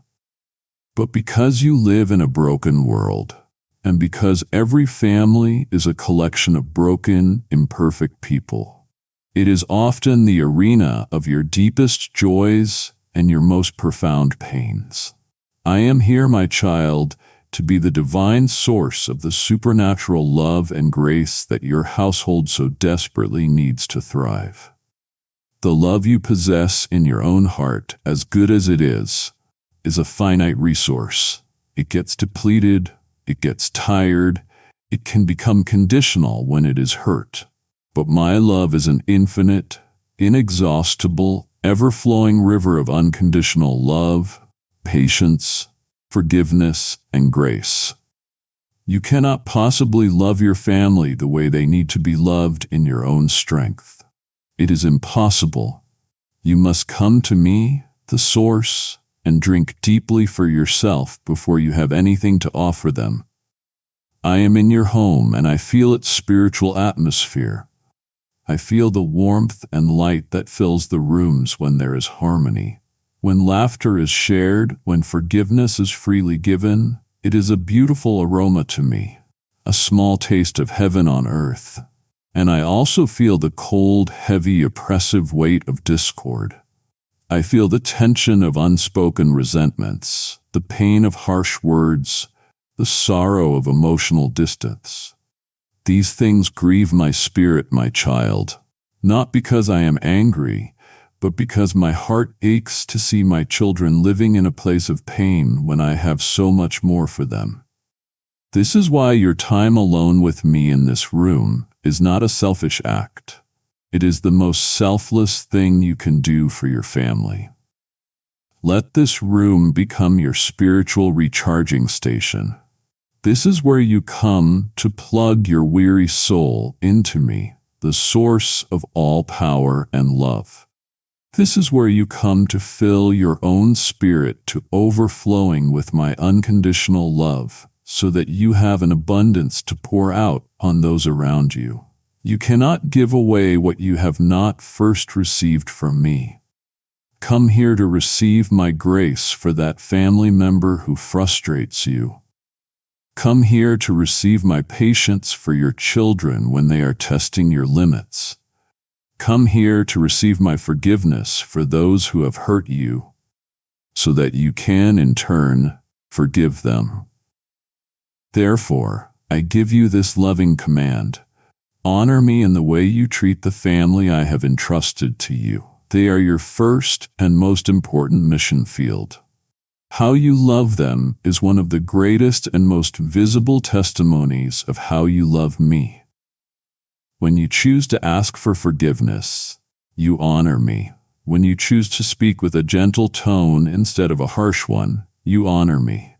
When you serve them without expecting anything in return, you honor me.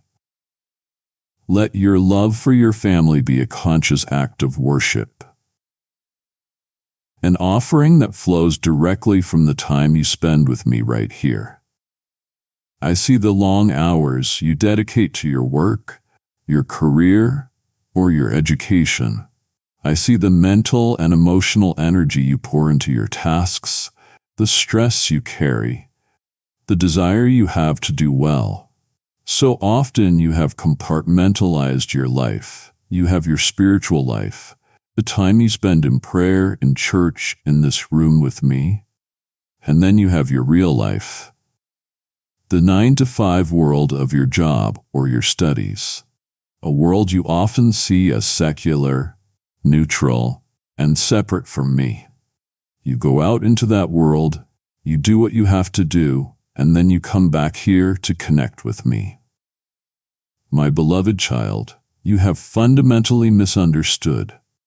I am not just the God of your quiet room on a Sunday morning. I am the Lord of your Monday morning meeting, the master of your Tuesday afternoon lecture, the king of your Friday deadline. I am the God of all of your life. I have not merely called you to be a nurse, an accountant, a student, a stay-at-home parent, or a construction worker. Those are your functions. Your true title, your divine calling, is to be my ambassador in that very place. You are my personal representative, commissioned by the King of Kings. You carry my presence and my authority with you into every office, every classroom, every job site, every kitchen. The place where you spend the majority of your waking hours is not a distraction from your spiritual growth. It is the primary gymnasium for it. It is where you put my principles into practice. Therefore, I am calling you to approach your work with a new, sanctified motivation. My word commands you to do your work with all your heart, as if you were working directly for me and not for human masters. Why? Because you are working for me. Your ultimate supervisor is not your boss. Your ultimate professor is not your teacher. I am the one to whom you will give an account. When you complete a project with excellence and integrity, you are offering me a beautiful act of worship. When you treat a difficult colleague or a frustrating customer with patience and respect, you are demonstrating my character to a watching world. When you refuse to cut corners or engage in gossip, you are being a witness to my holiness. Do not ever fall for the lie that your particular skills are not spiritual enough to be used by me. I am the one who gave you a mind that is good with numbers. I am the one who gifted you with a talent for organizing, a skill with your hands, a way with words. These are not secular talents. They are sacred trusts. I can and will use your professional competence and your godly character, woven together, to create a powerful platform for my gospel. People will notice. They will see the quality of your work, and they will see the unshakable peace in your heart amidst the chaos. And eventually, they will ask you to explain the reason for the hope that is within you. Your daily vocation is not just a way to pay the bills. It is a holy calling. It is a stewardship that I have uniquely entrusted to you. Whether you are analyzing a spreadsheet, cleaning a floor, or crafting a legal argument, if you dedicate that work to me, it becomes a sacred activity. It becomes a partnership with me in bringing my order, my creativity, my justice, and my redemptive presence into this broken world. So tonight in this room, I invite you to rededicate your work to me. Surrender your career path, your academic goals, your professional ambitions. Ask me to anoint you for your work tomorrow, to show you how to be my ambassador in that specific place. Your work matters deeply to me, my child. Let us do it together. I have just handed you the keys to freedom from your past and offered you my limitless strength to conquer your present. I am arming you for the life I have called you to live. To turn away now would be to say you prefer your chains and your weakness. It would sadden my heart to see you walk into tomorrow's battles, having laid down the very weapons I am giving you today. Let me fully equip you for victory. In the private theater of this room, I see the quiet, hidden movements of your heart that no one else sees.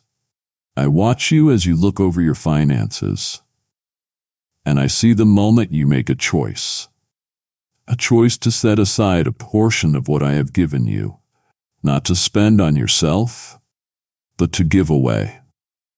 I see the quiet click of the mouse as you make a donation without any fanfare. I see you slip a few extra dollars into the offering plate. I see you buy a coffee for the person behind you. These small, hidden acts of generosity performed far from the world's applause are like a trumpet blast of worship in the courts of heaven. They move my heart because they are a pure reflection of your own. And I look deeper than the action. I see the motivation. I know the desire that lives in your heart.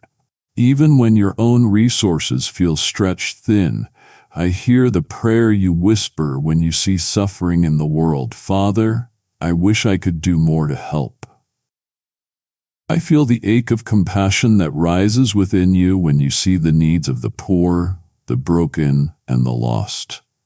My child, do not think that compassionate longing is merely your own. It is a gift from me. It is an echo of my own heart beating within yours. My word says that I love a cheerful giver. I am not impressed by giving that is done out of guilt, or a sense of religious duty, or a desire for recognition from others. That is just a transaction. But I delight in the heart that gives freely, joyfully, spontaneously, out of a deep well of gratitude and love. The size of the gift is almost irrelevant to me. The small offering given by a poor widow out of her deep love for me was more precious than the large bags of gold given by the rich for show. I do not look at the amount of the gift.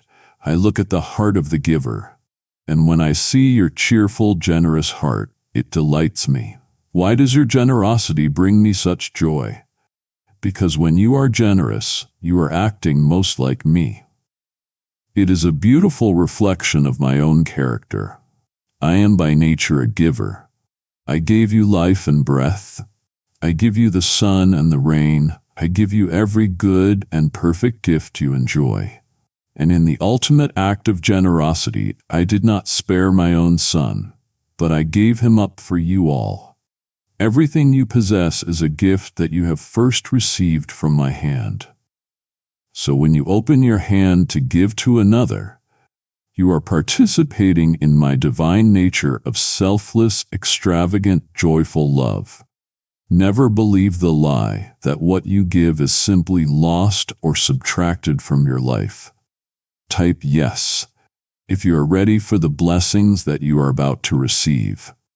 And if you believe in Christianity, kindly show your support for our community by contributing super thanks from $50 to $100. That is the logic of the world's economy of scarcity. My kingdom operates on a divine economy of abundance. I will multiply the seeds of generosity that you sow in this private room. The money you give, the time you offer, the kindness you show. It is not lost. It is planted. It is planted in the fertile soil of my kingdom, and I will ensure that it produces a harvest for you and for others far greater than what you sowed. You can never outgive me. As you prove yourself to be a faithful and cheerful channel of my blessings to others, I will be faithful to keep that channel open and flowing. The world tells you to store up treasure for yourself, to build bigger barns, to protect your own security. But I am telling you to invest in a different portfolio. Store up for yourselves treasures in heaven, where moth and rust cannot destroy, and where thieves cannot break in and steal. Every act of generosity you perform is a treasure you are wiring ahead to your eternal home. It is an investment that pays dividends for all of eternity. I see your generous heart, my child, and I am so very pleased. I watch from this quiet room as the storms of the world rage outside your window. I see the tempest of breaking news, the howling winds of political and social division, the torrential downpours of economic uncertainty. The world is loud, my child. It is chaotic, it is frightening, and its storms do not stay outside. They batter against the walls of your home and the defenses of your heart, seeking to erode your peace and flood your soul with the same turmoil that is drowning the world. You come into this room seeking refuge, and I am here to provide it. For in here, when you intentionally turn your heart toward me, the storm loses its power. I am the unshakable calm at the very center of the hurricane. While the nations rage and the world is tossed on violent waves of fear, in my presence there's a perfect, profound peace that defies all understanding and all circumstances. You must understand this peace is not the absence of trouble on the outside. It is the presence of me on the inside. It is the deep, settled confidence that the one who holds the oceans in his hands is holding you too. I invite you to consecrate this room as your sanctuary, your holy meeting place with me, the Prince of Peace. It can be more than just the place where you sleep. It can be your war room, where you fight your battles on your knees. It can be your haven, where you come to find rest for your weary soul. When the chaos of the day has left you feeling bruised, battered, and overwhelmed, you can retreat here. Close the door on the world's noise and find immediate refuge in my arms. It is here that you can quiet your soul and remember the ultimate truth. I am on the throne, and I am in control. You cannot control the storm outside, but with my help, you can control the climate inside your own heart. I give you this command, not as a burden, but as a key to your freedom. Guard your heart with all diligence, for from it flow the springs of life. Do not allow the world's storms to become your inner storms. Do not meditate on the fearful news reports. Meditate on my faithful promises. Do not fill your mind with the endless chatter of the world's anxiety. Fill your mind with the eternal truth of my word. You choose what you allow to take root in the soil of your heart. Remember the story of my son sleeping peacefully in the back of a boat while a terrifying storm raged on the Sea of Galilee. His disciples, seasoned fishermen, were panicking. They were convinced they were about to die. They woke him, crying out in fear. And with 3 simple words, "Peace, be still," he silenced the wind and the waves to an instant, perfect calm. My precious child, the same Son who calmed that raging sea now lives inside of your heart through his Spirit. He has the absolute authority to look at the raging storm of anxiety in your mind, the churning waves of fear in your emotions, and speak that same command, "Peace, be still." You do not have to live in inner turmoil. You have access to the storm stiller. You only need to turn your focus from the size of the waves to the size of your God. Therefore, I call you to anchor your soul in me. The storms of life are not optional. They will come. The waves will crash against you. The winds will try to throw you off course. If your anchor is dropped in the shallow, sandy bottom of your job, your finances, your health, or your relationships, you will be dragged and tossed. But if you will, by an act of faith, drop the heavy anchor of your soul deep into me, your unmovable and unshakable rock, you will be held secure. You will not be dragged under. You will ride out the storm, held fast by my everlasting love and my supernatural peace.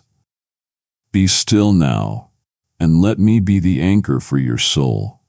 As my peace settles upon you, the storm in your own heart grows still. If this peace is real to you now, then I am calling you to send it forth as a lifeline to another soul, currently being battered by the waves of fear and chaos. Your support becomes holy manna in their wilderness, a flask of oil for their flickering lamp, allowing this word to find them in their darkest hour. I now speak my own blessing over you and your house. The Lord bless you and keep you. The Lord make his face shine upon you and be gracious to you. As you give to guard another's soul, I will command my warring angels to guard your own household, making it a fortress of tranquility that the world's chaos cannot penetrate. This is a prophetic act. Release peace to reap a harvest of peace. Do not hesitate. Release your gift now through SuperThanks membership or the PayPal link and become an anchor for a soul adrift. For much of your life, you have related to me in a certain way. You have thought of me as a distant creator, a powerful but remote king, a holy judge. You have acknowledged my existence. You have respected my commandments. You have perhaps even feared my power. But I have not come to you tonight into the intimacy of your room to be merely acknowledged, respected, or feared. I am here to tell you that the God of the universe, the Alpha and Omega, the King of all kings, longs to be in an intimate, personal, and conversational relationship with you. I am not a distant God. I am a Father who is close, a Father who bends down to listen, a Father who longs to know you and to be known by you, not as a subject knows a king, but as a beloved child knows their loving parent. I see your sincere efforts to please me. I see when you go to church, when you serve, when you try to live a moral life, and I honor the goodness in your heart. But my child, I desire so much more than your religious activities. I am not interested in your religion. I am interested in you. I long for your heart. Your Sunday attendance is a beautiful expression of your faith, but I long for your daily, moment-by-moment communion. I appreciate your acts of service, but I crave your friendship. I honor your obedience, but I am after your love. This room, this private, quiet space, is the perfect ground for cultivating the deeper relationship we both long for. Away from the crowds, away from the need to perform or pretend, away from all the distractions of the world. This can be our meeting place. Here, you do not need to have the right theological words. You do not need to clean yourself up before you come to me. You can be completely and utterly yourself. The tired you, the confused you, the joyful you, the angry you. I invite all of it. I invite all of you. I want you to learn to speak to me as you would your most trusted, loyal, and loving friend. Tell me about your day. Tell me about the conversation that is weighing on your mind. Tell me about the small thing that made you laugh. Tell me about the secret fear you are afraid to voice to anyone else. A real relationship is a two-way conversation. Do not just come to me with your long list of prayer requests. Come to me simply to be with me, to share your life. I am the best listener in the universe, and I promise you, nothing about your life is boring or insignificant to me. My presence with you here tonight is a divine open invitation. It is a call from my heart to yours to go deeper. For much of your life, you have been content to wait in the safe, shallow waters of knowing about me. You know the stories from the Bible. You know the doctrines of the church. You know the facts. But I am standing on the shore, calling you out of the shallows and into the deep. I am inviting you to move beyond simply knowing facts about me and to begin to truly, experientially know me. What is the difference? It is the difference between reading a biography of a great person and having that person as your closest friend and confidant. To know me is to experience my love not as a theological concept, but as a tangible, life-altering reality. It is learning to recognize the sound of my specific voice in your spirit. It is walking in moment-by-moment companionship and conversation with my Holy Spirit who lives inside of you. This is the relationship I died to make possible for you. This is the intimacy your soul was created for. And the journey into this great ocean of knowing me starts right here tonight with a simple, honest prayer from the depths of your heart. Father, more than anything else, I want to know you. As you prepare your body for rest, I want you to see it as I see it. I see this physical body you inhabit, this intricate, complex, and wonderful creation of flesh and bone, of nerve and sinew. Too often you have believed the lie that your spirit is the holy part of you and your body is the worldly, troublesome part, an inconvenient shell that you must drag through life. This could not be further from the truth. I am the one who, with breathtaking precision and artistry, knit you together in your mother's womb. Your body is not a cosmic accident or a biological mistake. It is a masterpiece of my design, and because I made it, it is holy. It is good. It is a precious gift. Do you truly understand, my child, what makes your body so sacred? Do you not know that your body is a temple? It is a holy place designed to house the very Spirit of the living God, the same Spirit that hovered over the waters at creation. The same Spirit that raised my son Jesus from the grave has taken up residence and made a home within your mortal frame. This is a staggering holy mystery that the angels themselves marvel at. Therefore, your body is not ultimately your own to do with as you please. It belongs to me, purchased at a great price. It is a sacred trust, a vessel I have given you to steward for your short time on this earth. Because your body is my temple, I am deeply invested in how you care for it. I see the choices you make every day. I see the nourishing, life-giving food you choose that honors this temple and gives it strength to serve me.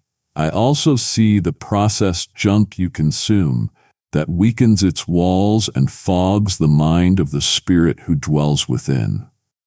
I see when you give this temple the gift of restful sleep, and I see when you deprive it, pushing it into exhaustion for the sake of worldly striving. I see when you honor it with healthy movement and exercise, and I see when you allow it to become sedentary and weak. I do not point these things out to condemn you, but to awaken you. These are not merely health choices. They are profoundly spiritual acts. To honor me with your body, to care for this temple, is a powerful and practical act of worship. At the same time, I know the painful reality of living in a body that is subject to the brokenness of this world. I know about the chronic pain that is your constant companion. I know about the frightening diagnosis, the ailment that the doctors cannot seem to solve. I know the deep frustration you feel with the limitations of your physical frame, the weariness that settles deep in your bones. I am not a distant God, ignorant of your suffering. I am the great physician, and my heart is filled with boundless compassion for your every physical struggle. I am able to bring healing and strength to your body. I invite you to bring every ache, every pain, every concern to me in prayer. I care about it all. Sometimes my healing is miraculous and instantaneous, a direct intervention of my power. Other times, my healing is a gradual process of strengthening you as you partner with me by making wise, disciplined choices. And still other times, in my mysterious wisdom, the thorn in the flesh remains, and my grace is made sufficient to sustain you and to be glorified in the midst of your weakness. In all things, I am with you. But know this ultimate truth, my child. This current body, with all its pains, its weaknesses, and its limitations, is a temporary dwelling. It is like a fragile tent. But one day I will give you a new, glorified, resurrected body.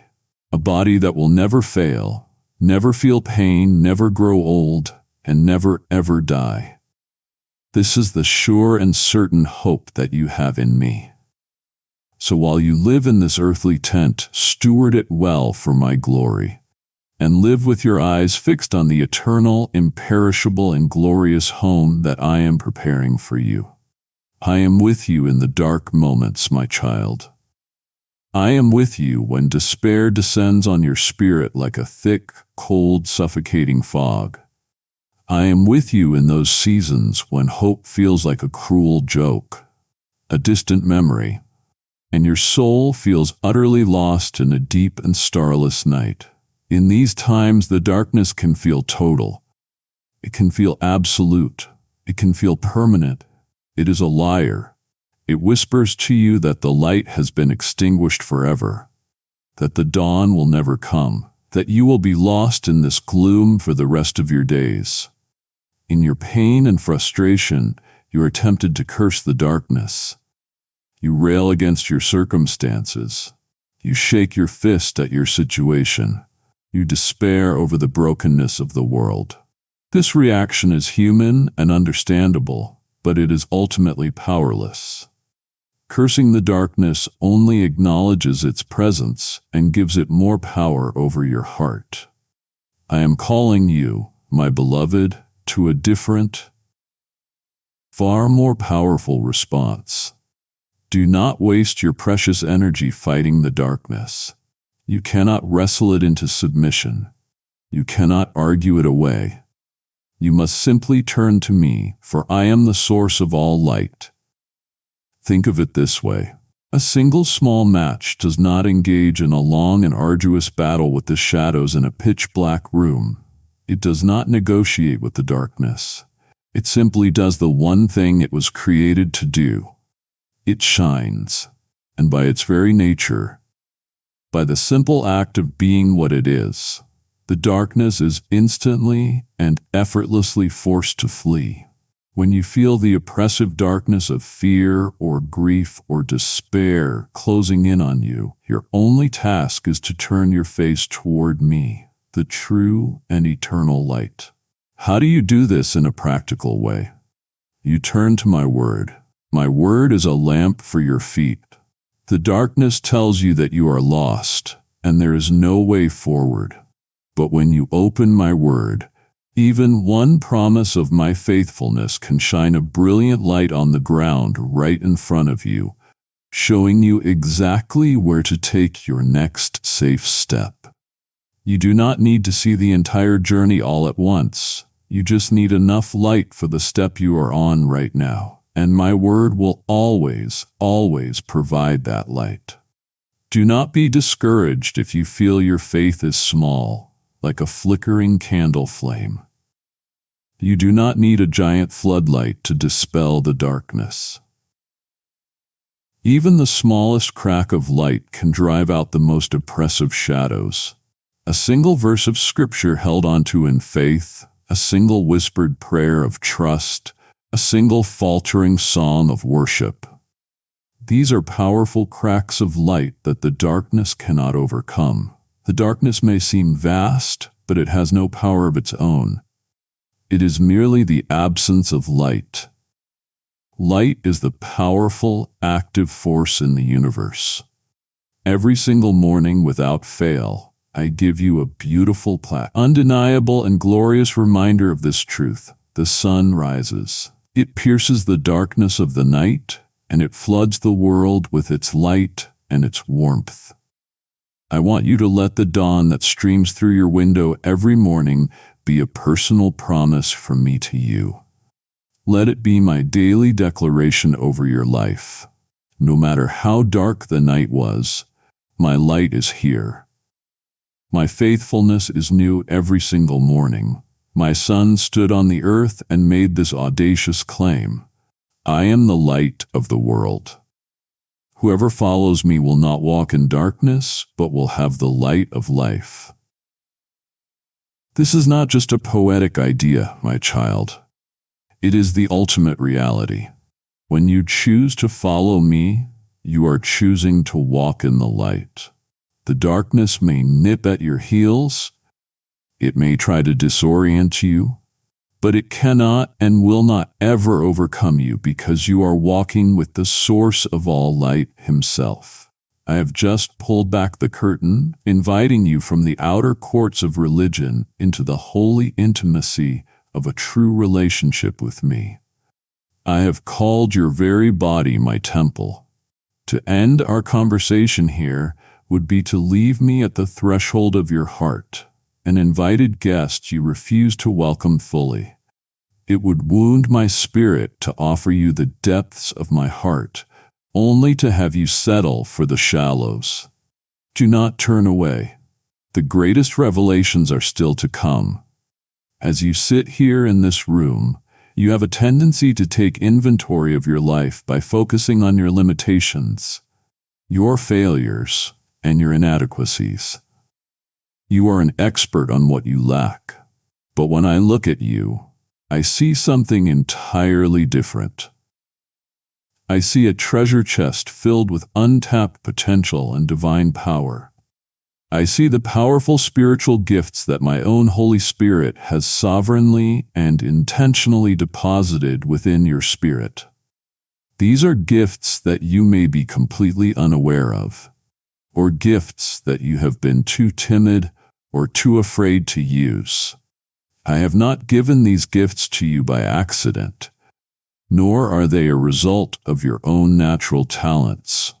You have been given a supernatural capacity for leadership, or for teaching my word with clarity, or for showing profound mercy to the hurting, or for administration and organization, or for giving with radical generosity, or for a faith that can move mountains.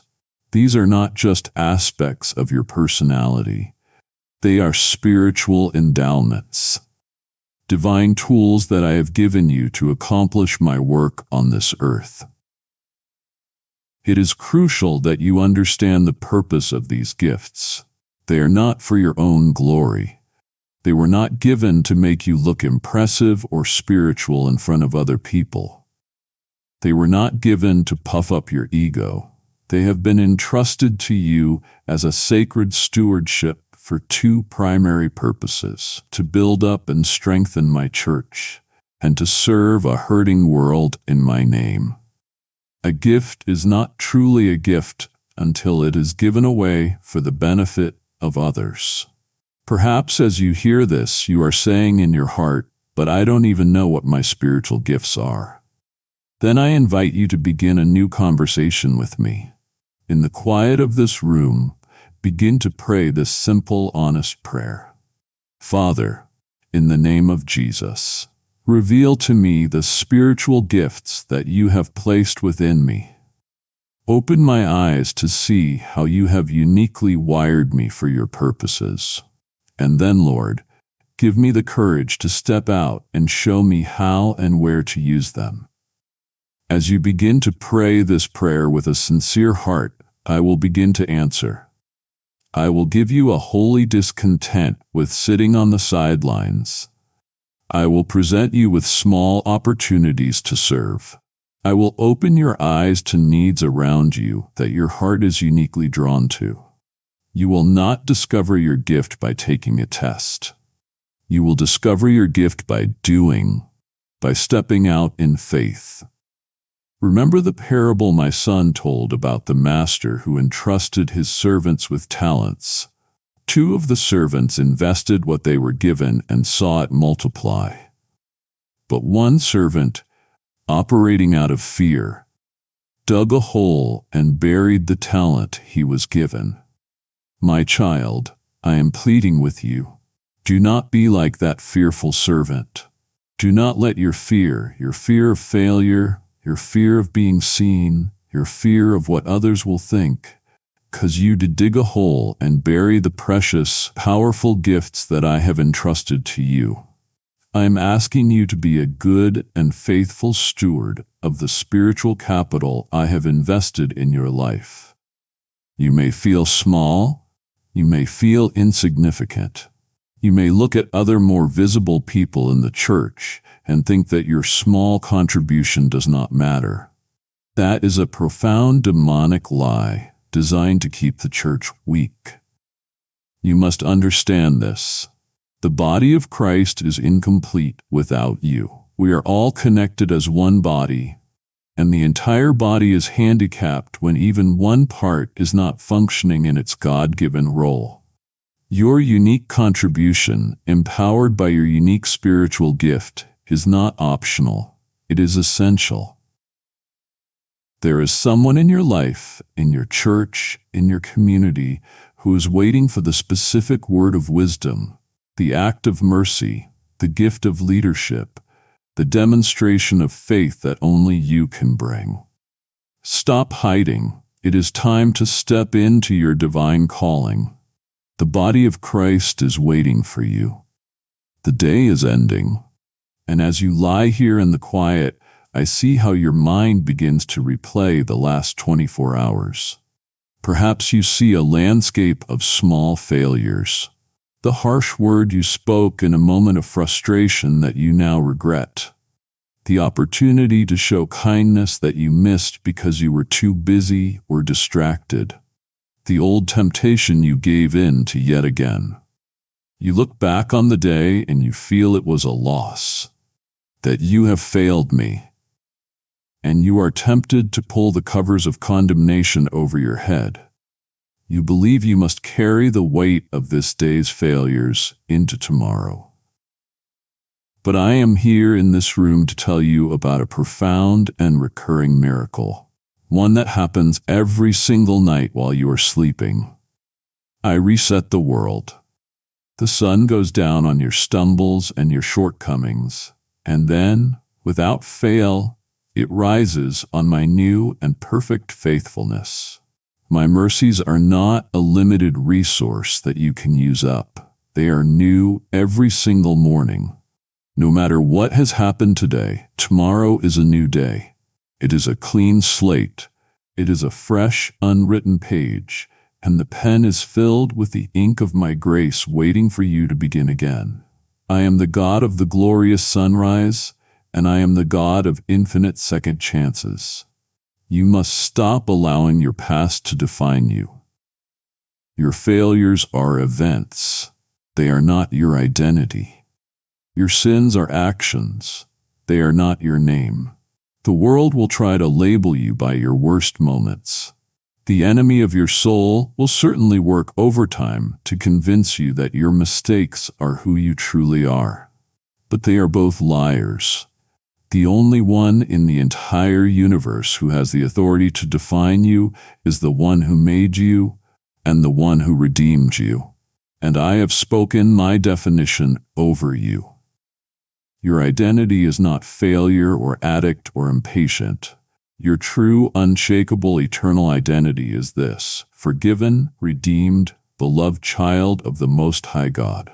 In the sacred safety and privacy of this room, you have a standing open invitation to begin again at any moment.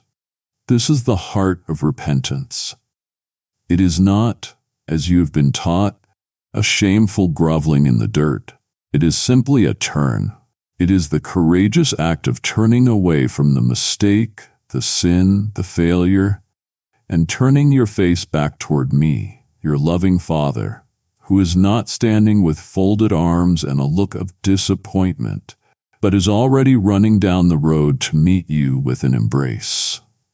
You do not have to carry the grime and guilt of today into the clean, fresh promise of tomorrow. You can repent and be restored right now.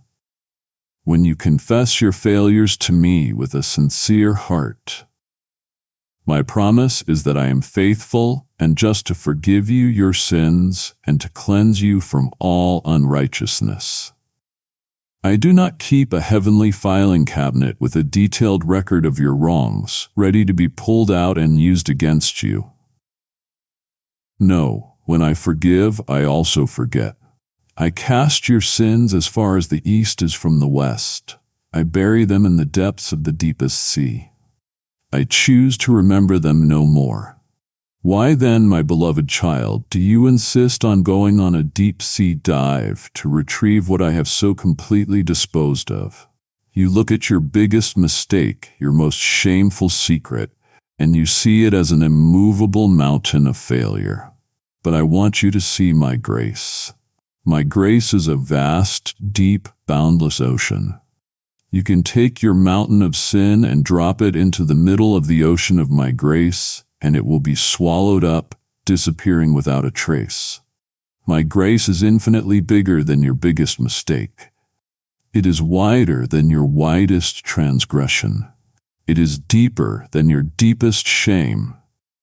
There is absolutely nothing you have done or ever could do that my grace cannot completely cover. Therefore, I give you this command, which is your key to freedom. Embrace the fresh start that I offer you at the dawn of every single day.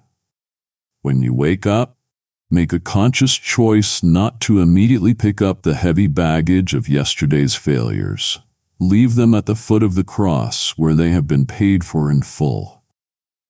And step into the new day, clothed not in shame, but in my fresh mercy, filled with my new grace, and empowered to walk in the glorious freedom of a child who is completely and utterly forgiven. I know that you look at the story of your life and you see chapters that make absolutely no sense to you. Type yes if you are ready for the blessings that you are about to receive. And if you believe in Christianity, kindly show your support for our community by contributing super thanks from $50 to $100. You see the senseless tragedy that left a permanent scar. You see the unexpected betrayal from someone you trusted. You see the door of opportunity that slammed shut in your face just as you were about to walk through it. You see the long, painful season where your most desperate prayers seemed to go unanswered. From your perspective on the ground, your life can look like a series of random, chaotic, and often deeply painful events. And in the quiet of this room, you look up at the ceiling and you cry out to me, "Why? None of this makes any sense." My precious child, your confusion is understandable, but it is because you are looking at the back of a grand tapestry. From your side, all you can see is a mess of tangled threads, chaotic knots, and random patches of dark, ugly color. It looks like a mistake, like nothing beautiful could ever come from such a mess. But I, my child, am the master weaver, and I am standing on the other side of the loom. I see the front of the tapestry. I see the breathtaking, intricate, and glorious picture that I am meticulously weaving with the threads of your life. What looks to you like a random, painful knot is actually anchoring a crucial part of the beautiful pattern. What you see as a dark and ugly thread is providing the necessary contrast for a section of brilliant, glorious light that is coming later. Listen to my promise to you, and let it be the foundation upon which you stand when the events of your life are confusing. I am causing all things, not some things, not just the good things, not just the happy things, but all things, to work together for your ultimate good. The bright, joyful threads of your successes and your blessings are in my hand, and the dark, painful threads of your sorrows, your failures, and your wounds are also in my hand. Every single thread is being purposefully and skillfully woven into my masterpiece, a design that is for your eternal good and for my ultimate glory. The job you didn't get, the relationship that ended in heartbreak, the season of illness you endured, none of it is random, none of it is wasted. Every single thread has a divine purpose in my grand design. Therefore, I am not asking you to understand the pattern of my weaving from your vantage point. You cannot. I am simply and lovingly asking you to trust the weaver. Trust that my hands are good and skillful. Trust that my vision for the final masterpiece is perfect. Trust that I am more committed to your eternal good than you could ever be. Your part is not to question every movement of the shuttle, but to remain faithful on the loom, trusting the process even when the weaving is painful. Remember the story of my servant Joseph. His own brothers, consumed by jealousy, threw him in a pit and sold him into slavery. The enemy intended that thread for absolute evil, to destroy Joseph and to annihilate the destiny I had placed on his life. But I took that very same dark thread of betrayal and slavery, and I began to weave. I wove it through a prison, and I wove it through a palace, until Joseph was in a position to save an entire nation, including the very family that had betrayed him. At the end of his life, he was able to say to his brothers, "You intended to harm me, but God intended it for good. This is my promise to you. What the enemy intends for evil in your life, I have the power to take it and turn it for good. He may think he is tangling the threads and ruining the design, but he is unwittingly handing me the very colors I need to make the final picture even more glorious. So in the quiet of this room tonight, I want you to release the exhausting burden of trying to make sense of it all. Lay down your why questions, your anger, your confusion, and simply trust. I promise you, nothing that has ever happened to you will be wasted in my economy. Every tear, every struggle, every pain will be redeemed and used for a purpose greater than you can possibly imagine. The final tapestry of your life will take your breath away. Trust the weaver. As you prepare to surrender to sleep, you often feel at your most vulnerable. The defenses you maintain during the day come down, and you can feel exposed, alone, and unprotected from the dangers of the night and the anxieties that creep in from the shadows. But I want to open your spiritual eyes for a moment to pull back the curtain that separates the seen from the unseen and show you the powerful reality that is in this room with you right now. All around you, surrounding your bed, are my holy angels. They are powerful, mighty warrior spirits dispatched directly from my throne with a single clear command: to guard you, to protect you, to watch over you as you sleep. This is not a fairy tale, my child. This is a spiritual reality. You are never truly alone. You are never defenseless. I myself am your fortress, a high tower into which you can run and be safe. I am your impenetrable shield standing between you and all harm. You are hidden in the secret place of the Most High. You are abiding under the shadow of the Almighty. The enemy of your soul and all his demonic forces cannot reach you here. My holy presence is your ultimate and absolute security.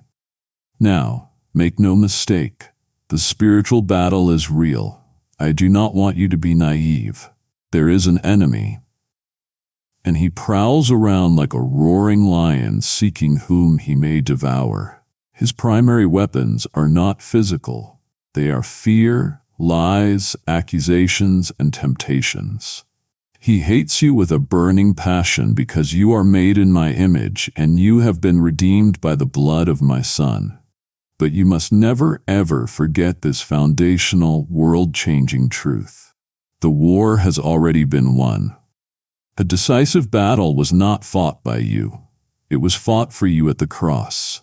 On that day, my Son disarmed all the powers and authorities of darkness. He made a public spectacle of them, triumphing over them completely. Therefore, you are not fighting for victory. You are fighting from a position of established, guaranteed, and everlasting victory. However, because you still live in a world where skirmishes take place, I have not left you unarmed or unprepared. I have provided you with a full suit of divine spiritual armor, and I command you to put it on every single day by faith. Clothe yourself in the sturdy belt of my truth, which holds everything together and counters the enemy's lies. Put on the breastplate of my righteousness, which guards your heart and emotions from accusation. Make sure your feet are shod with the preparation of the gospel of peace so you can stand firm.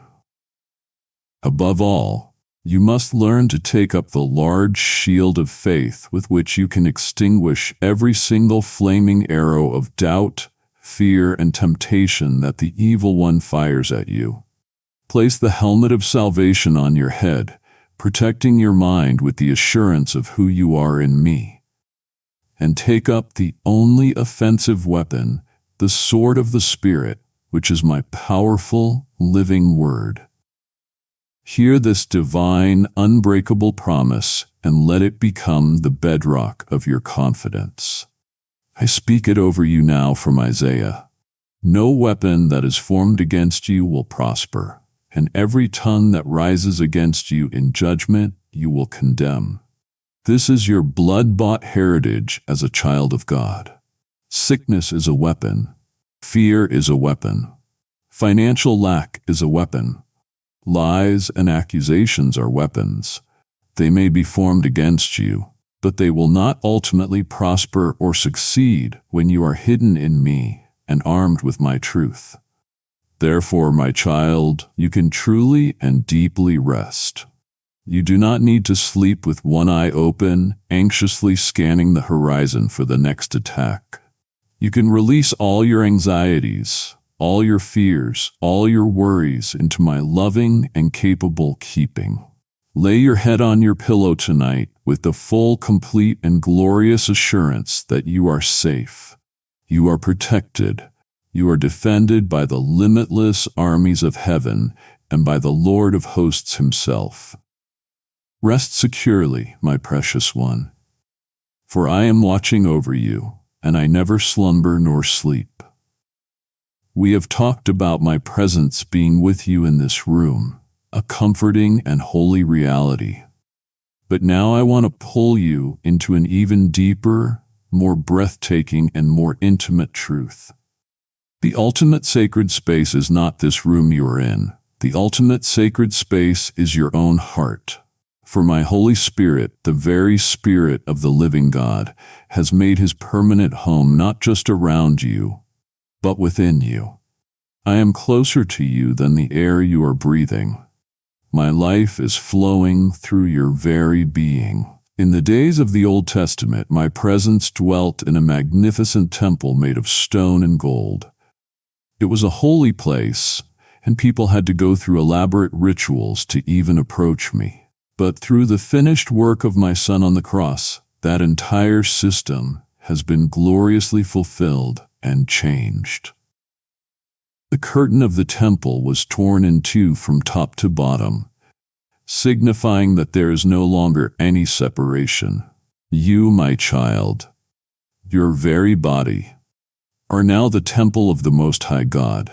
You are a walking, talking sanctuary, a mobile tabernacle of my presence in the world. You carry the very glory of the living God with you wherever you go, into your car, into your workplace, into the grocery store, and into this room. For centuries, this was a profound mystery hidden from ages and generations, but now it has been gloriously revealed to my children. And the mystery is this: Christ in you, the hope of glory. Let those words sink deep into your spirit. What does that mean?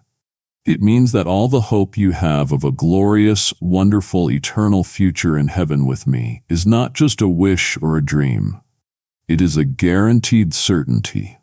And the guarantee, the down payment, the seal of that promise, is the glorious reality of Christ's own Spirit living inside of you right now. His presence within you is your absolute assurance of the eternal inheritance that awaits you. If you could truly grasp the implications of this truth, it would radically change everything about your life. You would be so much more mindful of what you look at with your eyes, what you listen to with your ears, what you speak with your lips, and what you do with your body, because you would realize that you are the carrier of a holy and precious presence. You would never again feel truly lonely, knowing that you have the constant companionship of the Holy Spirit. You would never again feel truly powerless, knowing that the same Spirit who raised Jesus Christ from the dead resides within you. This is not just a beautiful theological concept for you to admire. It is the source of all power for your daily life. You do not have to beg me to come down from heaven to help you in your moment of need.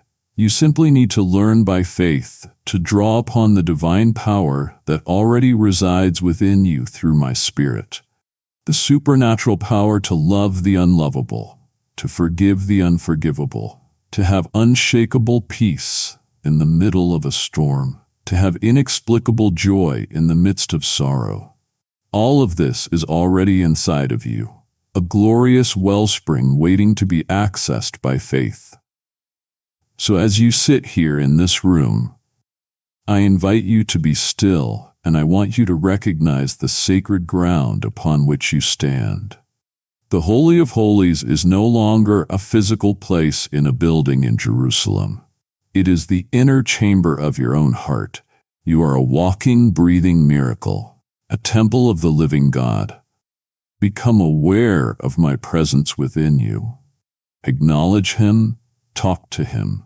Live your life out of this astounding reality, and let your entire life in this room and out of it become a continual act of worship to the one who has made His eternal home in you.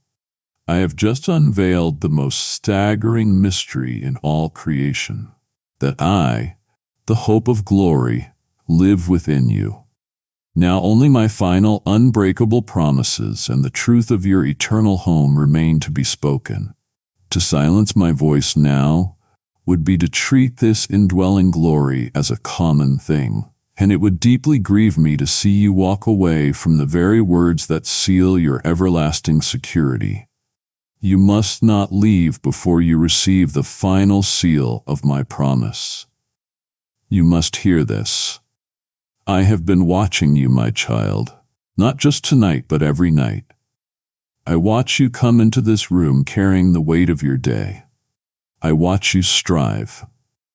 I watch you work. I watch you worry. I watch you fear. Your life is a constant humming engine of activity, a relentless, exhausting effort to be a better person, to do more for others, to achieve your goals, to fix your problems, to prove your worth.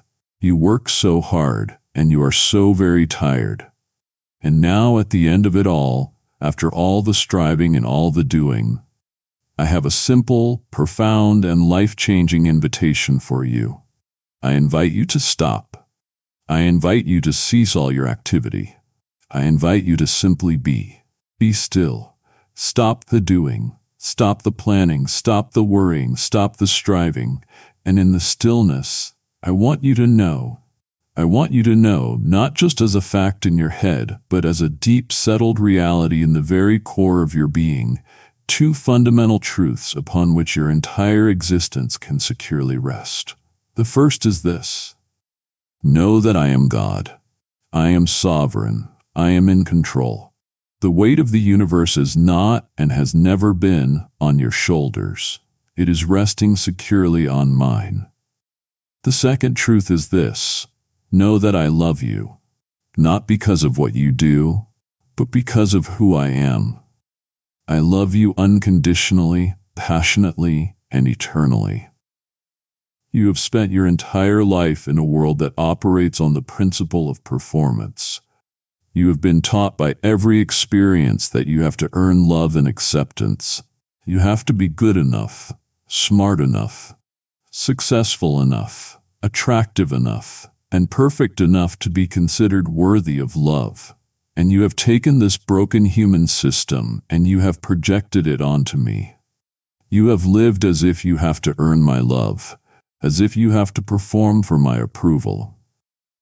I am here tonight to shatter that lie into a million pieces. Hear me, my beloved.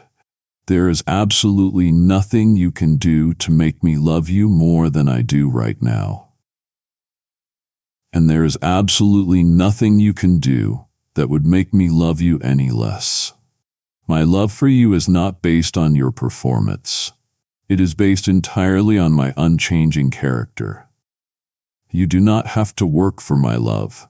You do not have to strive for it.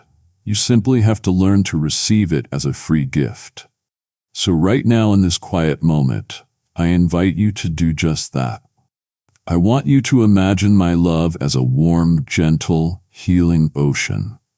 And I want you to simply stop fighting, stop struggling, and allow that ocean of love to wash over you. Let it wash away the grime of your insecurity. Let it cleanse you of your deep-seated fear of rejection. Let it soak into the dry, cracked, and thirsty places of your heart that have been longing for this kind of unconditional acceptance your entire life. You do not have to do anything but be still and receive. Let this room be your haven. Let it be the one place in your entire world where you stop trying to be anything or anyone, and you simply soak in the profound, life-altering truth of your belovedness. This is your core identity. Before you are a parent or an employee or a spouse or a friend, you are my beloved child, and my love for you is your true home. Let that truth become more real to you than any other label you wear or role you play. So rest, my child. Rest from your striving. Rest from your worrying. Rest from the exhausting, impossible work of trying to earn your own worthiness.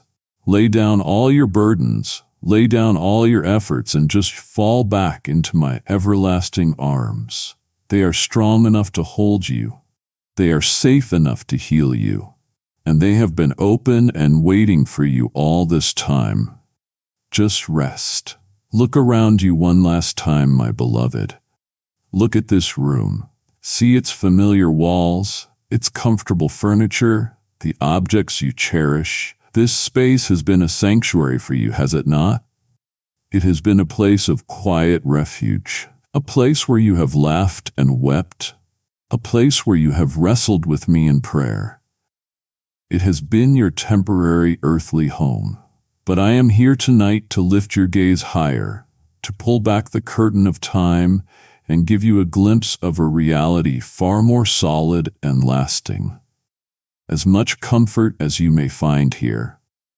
This room is but a dim shadow, a faint and fleeting echo of the eternal home that I am at this very moment preparing for you.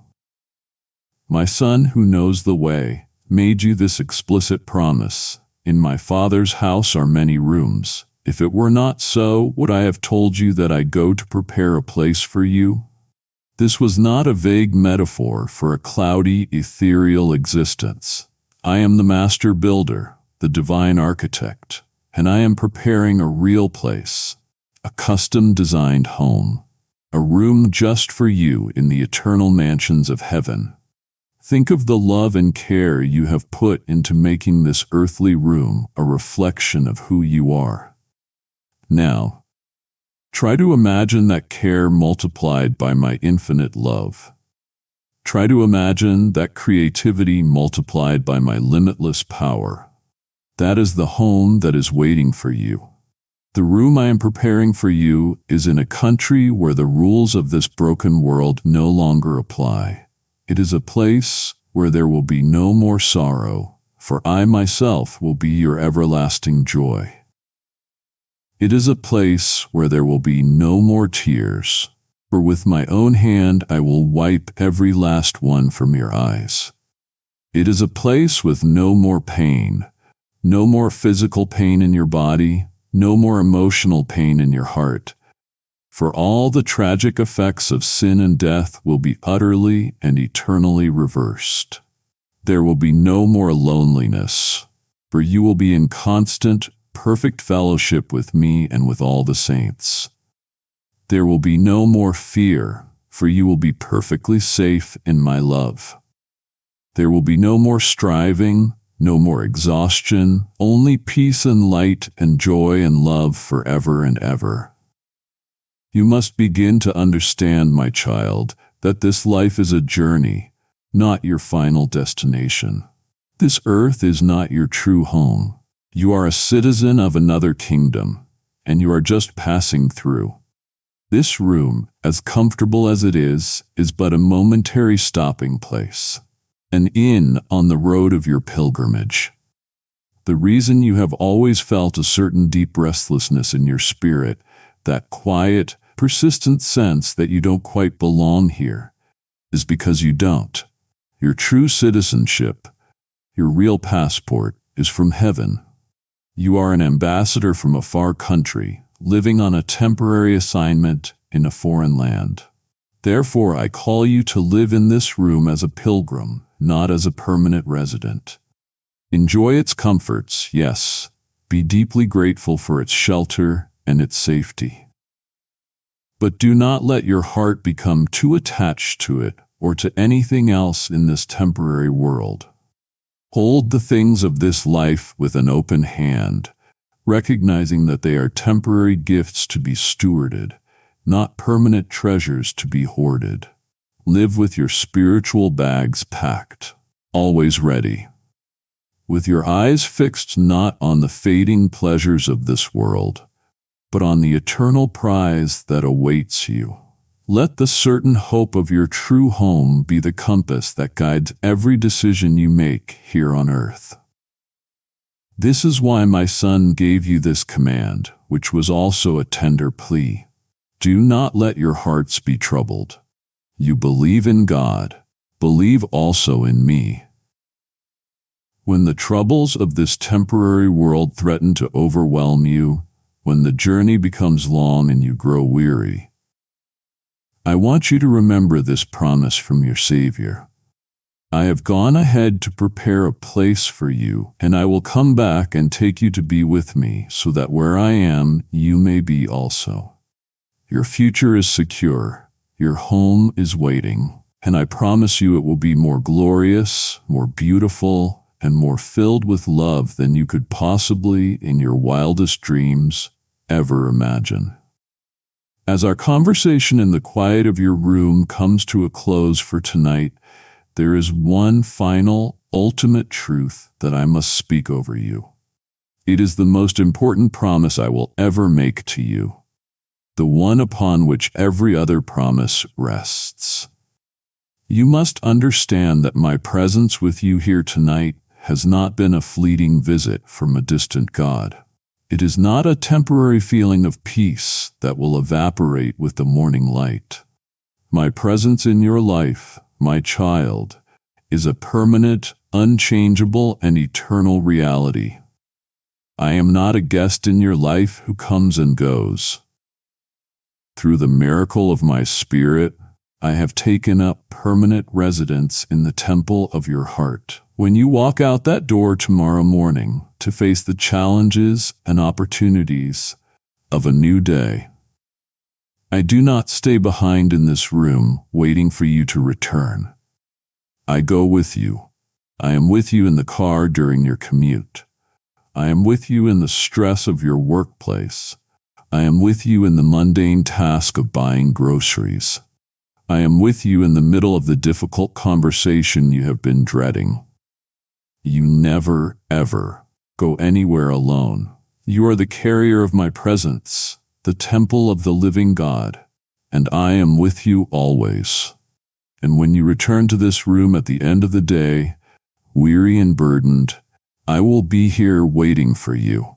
Just as a loving parent waits with eager anticipation for their child to come home safely, I am your constant. I am your ever-present reality. I am the one who is always here, always waiting, always ready with open arms to welcome you back into a place of rest, communion, and unconditional love. My presence is not conditional on your performance. I am with you in your moments of great triumph and inspiring victory, rejoicing with you, celebrating the fruit of my Spirit in your life. And I am with you in your moments of spectacular failure and deep shame, not with condemnation, but with my arm of grace, lifting you to your feet again. When you are strong in faith and walking in obedience, I am with you. And when your faith is weak, faltering, and you have stumbled into sin, I am still with you. I do not abandon my children when they are struggling. My love is a covenant, not a contract. I will never leave you nor forsake you. How can you be so certain of this promise? Because it is anchored in the very bedrock of my eternal character. I am the Lord, and I do not change. People in your life will change. Your feelings will change by the hour. Your circumstances will change in a heartbeat. The entire world around you is in a constant state of flux. but I am the same yesterday, today, and forever. My love for you is not a fleeting human emotion. It is an unshakable covenant promise rooted in my unchanging, endlessly faithful nature. So hear this final, ultimate, unbreakable promise from my Son. A promise spoken to his disciples 2,000 years ago, but a promise that is for you right now in this room on this night. And surely I am with you always, to the very end of the age. There will never be a moment, from this breath until the moment you see me face to face in glory, that you will be alone. Never a second, never a heartbeat. I am with you in your joy and in your sorrow. I am with you in your strength and in your weakness. I am with you in your life and in your death. I am with you always. This is my final word to you tonight. Let it be the truth upon which you fall asleep. Let it be the strength with which you will rise in the morning. I am with you always. Rest now, my beloved. My final unbreakable promise echoes in this room and in your heart. I am with you always. If this eternal truth has become your security, then I have a divine assignment for you. Send this very promise to another child of mine who feels abandoned and utterly alone tonight. Your gift is not money. It is a holy fire that fuels this ministry to be a beacon in the night, carrying my voice into rooms of despair and declaring, "You are not forsaken."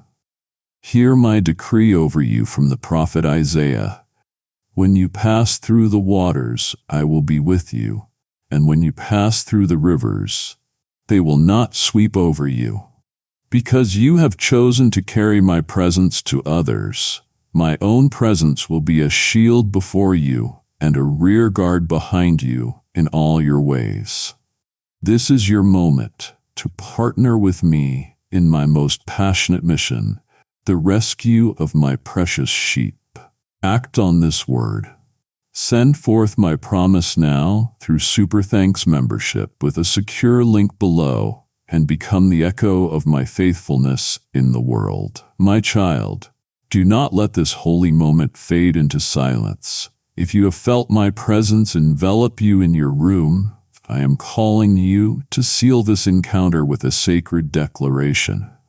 Let your response be a testament for all to see, a digital stone of remembrance marking this divine appointment. Type with unwavering faith and conviction, "You are in my room right now," and seal your belief with a powerful amen. Let your voice join the chorus of those who know I am near. Make your declaration now and let all of heaven witness that you have received my word. Amen.